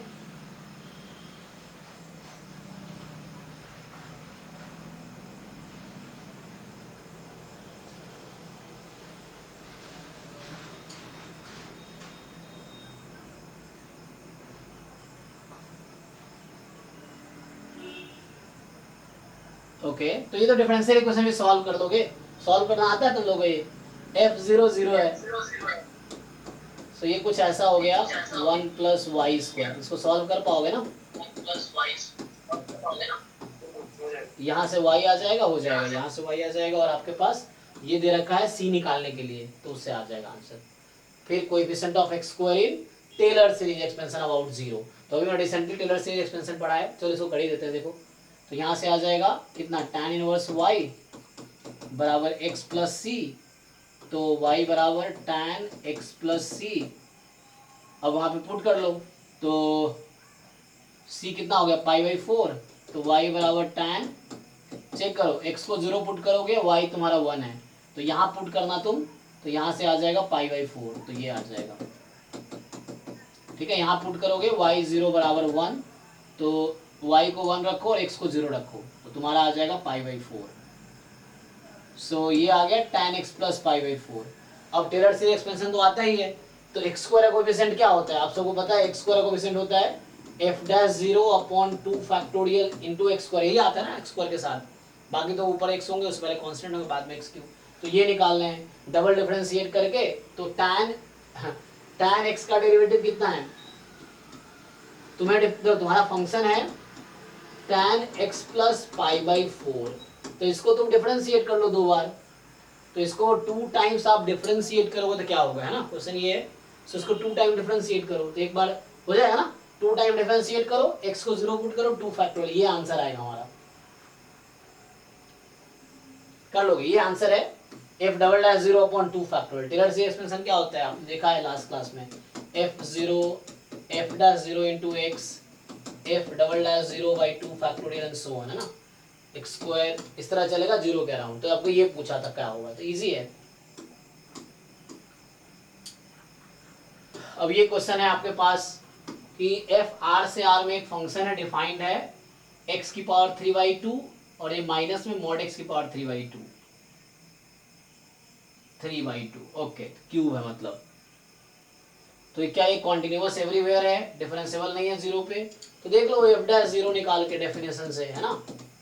सो limit x tends to 0 f of x minus f(0) upon x minus 0। So limit x tends to 0, अभी अलग अलग है, तुम्हें अलग अलग करना पड़ेगा, तो 0 प्लस, पहले राइट हैंड लिमिट निकाल लो, तो राइट हैंड लिमिट और लेफ्ट हैंड लिमिट निकाल के देखो, इक्वल आ गया, तो डिफरेंशिएबल हो गया, ठीक है ना। तो राइट हैंड लिमिट निकालोगे तो मोर देन 0 पे x की पावर 3/2 है अपॉन x है, तो x की पावर 1/2, x टेंड्स टू 0 है, तो 0 आ गया। ओके, लेफ्ट हैंड लिमिट क्या होगा, limit x tends to 0 minus, जब 0 माइनस करोगे तो माइनस mod x की पावर 3/2 माइनस 0 अपॉन x आ जाएगा। तो 0 माइनस का मतलब हो गया तुम्हारे पास कि x की वैल्यू लेस देन 0 है, कोई बात नहीं, तो mod x को क्या लिख सकते हैं, माइनस x, तो यहाँ से हो जाएगा माइनस और माइनस x की पावर 3/2। हाँ, तो यहाँ x नेगेटिव है तो क्या ही है, माइनस है ना, तो ये तो ऐसे ही खोल सकते थे इसको हम, x नेगेटिव है तो mod x माइनस x हो गया, तो mod x माइनस x का क्यूब बाहर आ जाएगा, ठीक है ना, तो माइनस और रूट में रहेगा, ओके, तो वो रूट में रहेगा। Yes sir. तो कितना आएगा आंसर इसका, अपॉन x,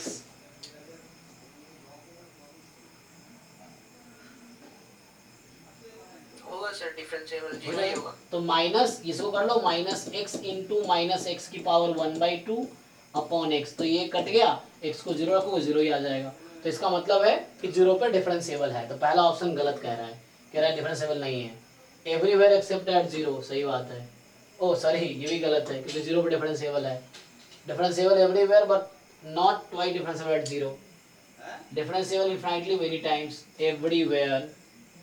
ओके, तो ट्वाइस डिफरेंशिएबल के लिए एक बार और डिफरेंशिएट करके देखना पड़ेगा आपको। तो ये फंक्शन कुछ ऐसा हो गया, 3/2 माइनस x की पावर 3/2 बाहर माइनस है, इस तरीके से है। तो 0 पर डिफरेंशिएबल है ना, एक बार डिफरेंशिएट कर दो, तो इसको डिफरेंशिएट करके लिख दो, क्या है, इसको डिफरेंशिएट लिख दो, फिर वैसे ही एक बार और डिफरेंशिएबिलिटी चेक कर लो, बोला ना, differentiable but not twice differentiable, तो ये बस चेक करके पता चल जाएगा यस और नो, तो ये भी आउट हो जाएगा, तो दीज टू हो जाएगा। तो आगे क्या करना है, एक बार डिफरेंशिएट करना है, सिंपल डेरिवेटिव जैसे करते हो x की पावर n का डेरिवेटिव, उससे आएगा, और जो हमने इसके साथ किया यहाँ पे f'0, तो वैसे ही तुम f'0 निकाल लोगे उसी तरीके से, तो हो जाएगा लिमिट x टेंड्स टू 0 है ना, f' x minus f'0 upon this, तो उससे आ जाएगा। तो यहाँ प्रॉब्लम क्या होगी, 3/2 आएगा, एक्स की पावर 1/2 रहेगी, तो 1/2 अपॉन एक्स हो जाएगा। तो यहाँ पर डिफरेंशिएबल नहीं होगा ना, क्योंकि नीचे आ जाएगा एक्स की पावर, समझ रहे हो। जब एक बार तुम डिफरेंशिएट करोगे 3/2 एक्स की पावर 1/2 आ गई और डिनोमिनेटर में एक्स रहेगा, तो डिनोमिनेटर 1/√x डिनोमिनेटर में आएगा, तो एक्स को 0 नॉट डिफाइंड, तो यही ऑप्शन ट्रू हो गया। डिफरेंशिएबल हर जगह है लेकिन ट्वाइस डिफरेंशिएबल नहीं है 0 पे, तो इस तरीके से आ जाएगा। ये तो लिमिट का क्वेश्चन है, इजीली एलसीएम लेके कर लो, हो जाएगा। ये सब बाद में करेंगे, इस हमने किया हुआ है। ये क्या बोल रहा है कि फंक्शन एफ दे रखा है आपको इस तरीके से, तो आपसे पूछ रहा है कि एक्स को रिक्वायर्ड से इधर मैक्सिमम वैल्यू, तो ये तो हम जानते हैं, एफ डैश एक्स कैलकुलस है सिंपल, एफ डैश एक्स निकालो, इसको 0 पुट करो, एक्स की वैल्यू आ जाएगी, फिर डबल डेरिवेटिव रख के चेक कर लो किस क्रिटिकल पॉइंट पे लेस देन 0 है, उस पे मैक्सिमा हो जाएगा, तो आ जाएगा इजीली, इजी है, ठीक है ना। मतलब कैलकुलस 12th क्लास वाला है। यहाँ देख लो, यहाँ पे क्या है कि जी एफ जी दो फंक्शन डिफाइंड है, तो x है रैशनल पे, साइन x है इरेशनल पे। यहाँ x sine x sine 1/x not 0 पे, 0 जब 0 है, तो आपसे पूछ रहा है कि दोनों फंक्शन डिफरेंशिएबल है। पहली बात ये बताओ कि 0 पे, जब बात कर रहा है 0 पे, तो ये फंक्शन कॉन्टिन्यूअस कब होगी, साइन x बराबर x होगा। अच्छा हाँ, तो sine x equal to x, तो क्या होगा 0 पे इक्वल आएगा ना। हाँ, और डिफरेंशिएबिलिटी चेक करनी है इसकी, cos x और 1, तो डिफरेंशिएबल भी आई थिंक हो जाएगा, चेक कर लो, है ना। f तो हो जाएगा,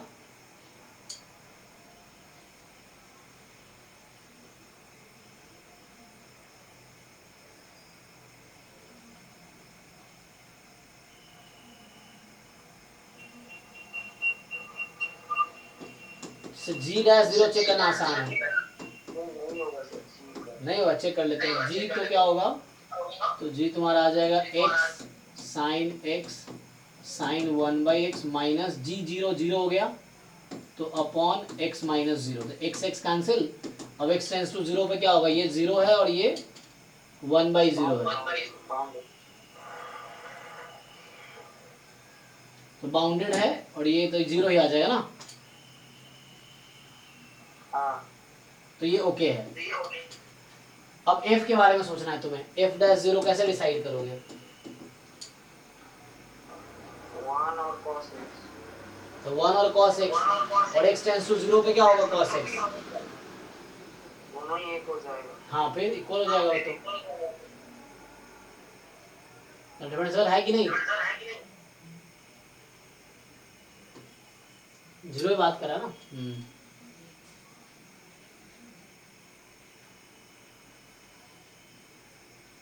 सो एक्स रेशनल हो चाहे इरेशनल हो, कोई दिक्कत नहीं है ना। सो रेशनल हो चाहे इरेशनल हो, जो तुम्हारे पास F X minus F 0 upon X minus 0, F 0 तो 0 ही हो जाएगा। अब एफ एक्स तुम्हारा एक्स अपॉन एक्स हो चाहे साइन एक्स अपॉन एक्स हो, दोनों में 1 ही आना है, तो दोनों डिफरेंशिएबल है 0 पे।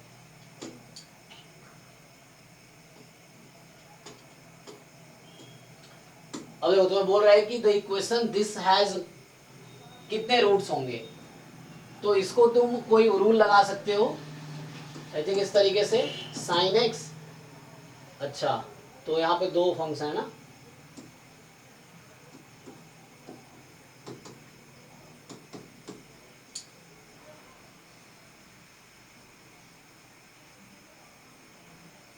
तुम इसका डेरिवेटिव करो, क्या होगा, तो इसका डिफरेंशिएशन करोगे एफ डैश एक्स, तो ये आ जाएगा 13x की पावर 12 प्लस ई की पावर माइनस एक्स प्लस 1, वो स्ट्रिक्टली मोर देन 0 है, तो ये फंक्शन स्ट्रिक्टली इंक्रीजिंग है, ठीक है।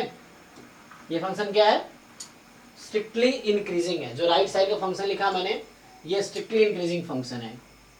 तो अब देख लो 0 पे इसकी वैल्यू कितनी है, तो 0 पे वैल्यू हो जाएगी 0 प्लस 0 ई की पावर 0 कितना -1, तो इसकी वैल्यू -1 है 0 पे। अच्छा, और ऐसे ही अगर तुम रख दो वैल्यू, कहाँ होता है साइन का वैल्यू -1 है ना, साइन तो इस तरह से होता है, तो लेफ्ट साइड हमारा साइन एक्स है ना। अब इसकी वैल्यू 0 पे -1 है, 1 पे क्या होगी 1 + 1 2 माइनस ई की पावर -x, तो कितनी बार कट करेगी, व्हाट डू यू थिंक? क्योंकि ये स्ट्रिक्टली इंक्रीजिंग है तो एक बार तो कट करेगी, है ना? यस और नो? ये फंक्शन स्ट्रिक्टली इंक्रीजिंग है, इसका ग्राफ बनाओगे और 0 पे -1 है वैल्यू इसकी, तो यहां से आगे जाएगी तो कहीं ना कहीं एक बार कट करेगी, 2 बार नहीं। तो it has exactly 1 real root. समझ आया तुम लोगों की नहीं क्या किया मैंने? साइन एक्स को एक साइड रख लिया, बाकी उधर भेज दिया। तो साइन एक्स का ग्राफ बनाओगे तो ये साइन एक्स का ग्राफ है ना। अब ये फंक्शन 0 पे साइन 0 है, लेकिन 0 पे ये -1 है, और मैं देखा ये स्ट्रिक्टली इंक्रीजिंग फंक्शन है, इसका ग्राफ कुछ इस तरह से होगा, कैसे भी हो, ऐसा हो चाहे ऐसा हो चाहे ऐसा हो, लेकिन कटेगा एक बार ही, दोबारा तो कट कर नहीं सकता। तो साइन पूरे आर पे, इसलिए एग्जैक्टली 1 रूट होगा। ये तो हमने कल ही किया था, तो इस तरह सीक्वेंस। हाँ जी, ओके है कि नहीं? उस टाइम के कोई क्वेश्चन के लिए रियल रूट चाहिए, कोई स्पेशल कोई फॉर्मूला नहीं होता, उससे चेक करने से हो जाएगा? नहीं, अभी पहला क्वेश्चन आज हमने देखा था, उसमें वही पूछा था, तो वहां हमने क्या किया, डिफरेंशिएट किया, फिर उसे ग्राफ का रफली बनाया, तो उससे आइडिया है। यहाँ दूसरा कॉन्सेप्ट लगा दिया मैंने, क्यों? क्योंकि ये पॉलिनोमियल नहीं था, वो पॉलिनोमियल फंक्शन था, तो उसमें इजी था क्रिटिकल पॉइंट डिसाइड करना, और उसमें इजी था कि मतलब ग्राफ ड्रॉ करना। यहाँ डिफिकल्ट है, ग्राफ इसका ड्रॉ करना बहुत डिफिकल्ट है। तो हमें फिर मैं देखा साइन को एक तरफ, बाकी को एक तरफ रखते हैं, फिर मुझे दिखा अच्छा ये ऑड फंक्शन है, डिफरेंशिएट करेंगे तो इवन हो जाएगा, ये प्लस हो जाएगा, ये 1 हो जाएगा, तो ये पॉजिटिव हो जाएगा। चूंकि डेरिवेटिव पॉजिटिव है तो स्ट्रिक्ट इंक्रीजिंग है, तो ग्राफ जो भी आएगा स्ट्रिक्ट इंक्रीजिंग होगा, तो वो एक्स एक्सिस को एक बार ही कट करेगा, या साइन के ग्राफ को भी एक बार ही कट करेगा, ये चीज है।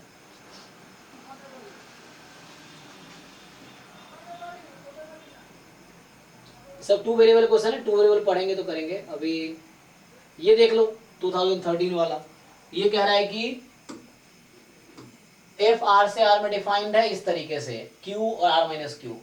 सो अगर डिफरेंशिएबल है 1 पे, तो पहली बार डिफरेंशिएबल तब जो कॉन्टिन्यूअस होगी, तो कॉन्टिन्यूअस कब होगी, 1 बराबर अल्फा प्लस बीटा, ठीक है। तो एक यही क्वेश्चन आएगी, क्योंकि डिफरेंशिएबल होगी तो कॉन्टिन्यूअस भी होगी, तो इसीलिए। और डिफरेंशिएबल डेरिवेटिव कर दो, तो 2x का x स्क्वायर का डेरिवेटिव 2x, और इसका डेरिवेटिव कितना, जस्ट अल्फा, तो x को 1 रख दिया, तो अल्फा बराबर 2 आ गया, तो बीटा बराबर -1, इस तरीके से। सो 3 अल्फा प्लस बीटा, 3 इंटू 2 -1, तो 6 - 1 5 आ गया, ठीक है, इस तरीके से। अब ये कह रहा है कि ये फंक्शन f 0,1 to r में कॉन्टिन्यूअस है और डिफरेंशिएबल है, f0 1 है, और इस तरीके से दे रखा है f1 क्यूब प्लस 2f1 1 है। अच्छा, कहीं ना कहीं आइडिया दे रहा है कि fx प्लस, है ना, तो ये हो जाएगा ना, उससे किससे आ जाएगा,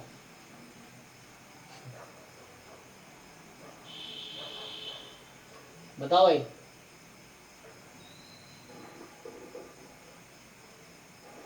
सर ये तो लैंग्वेज नहीं लगेगा सर। हाँ, जैसे क्या है कि मान लो तुम्हारा फंक्शन है gx, मान लो तत्काल, या fx ले लो, fx है तुम्हारा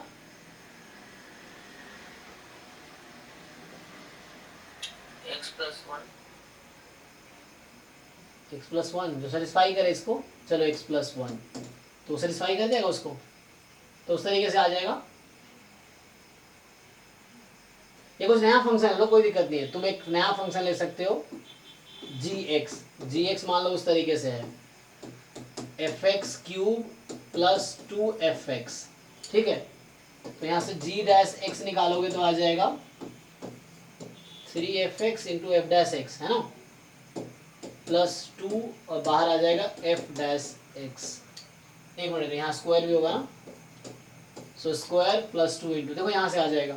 अब देखो g0 कितना आएगा तुम्हारा, तो ये नया फंक्शन कंसीडर कर लो gx, और g0 की वैल्यू निकालोगे तो f0 को दे रखा है वहाँ पे, f0 1 है ना, तो 1 + 2 3 आ गई, और g1 निकालोगे तो कितनी आएगी, g1 वहाँ से को दे रखा है तुम्हें, g1 निकालोगे f1 क्यूब प्लस 2f1, तो वो 5 है। तो g फंक्शन चूंकि f दे रखा है ना, तो g मैंने नया फंक्शन डिफाइन किया। कहाँ से आइडिया आया मुझे, इसको देख के आइडिया आया। तो यहाँ से हो गया सिंपली G5 मतलब G1 minus G0 upon 1 minus 0 is equal to G dash C, है ना, where C is some number between 0 1। तो हो तो गया, अब वैल्यू रख दो, तो ये क्या आ गया यहाँ पे 2 G1 माइनस G0 कितना 2 अपॉन 1, तो ये 2 is equal to G dash C निकाल लो, तो G डैश C निकालोगे so 3 time F X square plus 2 into F dash C, तो आ गया, प्रूव हो गया, तो इससे आ गया एक्चुअली।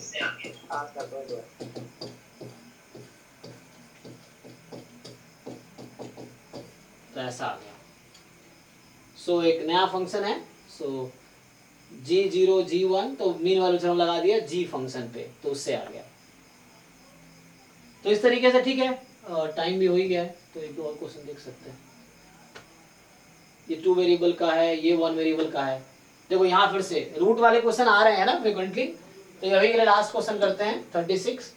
तो ये कह रहा है कि the equation 3x² minus 12x plus 11 plus this has, तो फिर से तुम क्या करो, इसको अलग अलग वो कर लो, है ना। तो यहाँ पे इन्होंने देने का पर्पस होगा इनका इस तरह से कुछ, सो वही अलग अलग करके ग्राफ बना लो। सो एक को इधर कर लो, एक को उधर कर लो, ऐसा कर दो।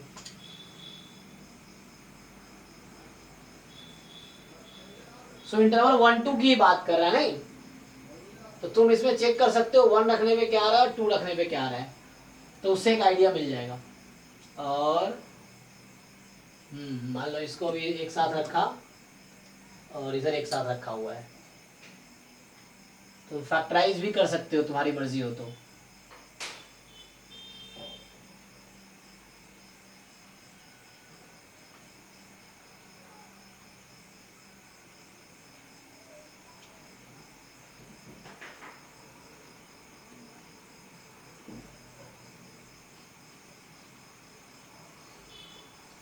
नहीं तुम्हारे पास ये है कि एक इसको इधर कर लो, x³ minus 6x² plus 11x minus 6, और उसको उधर भेज दो minus 5 time 3x² minus 12x plus 11। एक ये कॉन्सेप्ट है। तो मैंने अभी दो क्वेश्चन किए ना नंबर ऑफ रूट्स वाले, एक तो किए थे पॉलिनोमियल था, सिंपली ग्राफ बना लिया, दूसरा था कि दो साइड ले गए फिर दोनों का ग्राफ बना के देख लिया अलग अलग।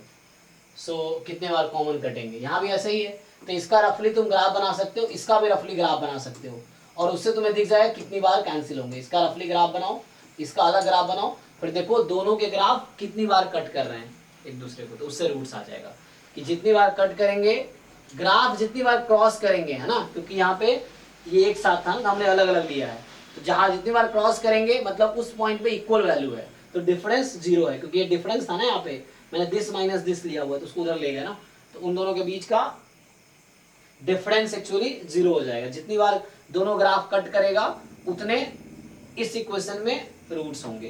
तो देखना 1 2 के बीच का देखना एक्चुअली, तो मेनली 1 2 के बीच ही ग्राफ बनाओ, 1 2 के बीच उसका बनाओ, फिर 1 2 के बीच देख लो कितनी बार कट कर रहा है, तो ये पता चल जाएगा। ये भी ऐसा ही है, इसका ग्राफ उसका ग्राफ और दोनों ग्राफ बना के देख लो। ठीक है, टाइम भी हो गया है, तो आज हम यही स्टॉप करते हैं। तो आज हमने क्या किया, जो सीक्वेंस सीरीज वाले क्वेश्चंस थे कुछ उसमें डिस्कस किए, और है ना मेनली आई थिंक 40 के बाद 60 तक डिस्कस किया ऐसे ही, और ये भी 1 से 36 तक। तो जो डिफरेंशियल कैलकुलस किए, तो आपका काम ये भी है कि डिफरेंशियल कैलकुलस के भी एक एक क्वेश्चन सॉल्व करो, जो टॉपिक्स हमने करा दिए हैं। नहीं भी कराएं, अगर आपको आइडिया है तो आप सॉल्व जरूर करो। बाद में देखो जितनी बार रिपीटेडली सॉल्व करोगे उतने आपके फायदे ही हैं, ठीक है ना, वो चीज़ें हैं। सो ठीक है, तो आपके पास अभी 4 असाइनमेंट बैच जो 1 वाले लोग 4 असाइनमेंट सॉल्व करने को PYQ वाले, basic probability, sequence series, univariate distribution और ये डिफरेंशियल कैलकुलस, इसको कंप्लीट करो। और यही एग्जाम नहीं, आप बाकी एग्जाम्स के भी क्वेश्चंस ट्राई कर सकते हो। बुक्स पढ़ो, बुक्स के भी एग्जाम्पल एक्सरसाइजेस ट्राई करो, एंड देन आप डाउट पूछो मुझसे। मैं तो पढ़ा रहा हूँ अपने हिसाब से, तो आप अपने हिसाब से तैयारी करो, है ना, बस डाउट से पूछो, जो भी होमवर्क दे रहा हूँ उसको कंप्लीट करते जाओ। बाद में मत सोचना पहले ये करो बाद में कुछ और करना, पहले इसको सॉल्व करो। चलिए ठीक है, थैंक यू, गुड नाइट, मिलते हैं नेक्स्ट क्लास में।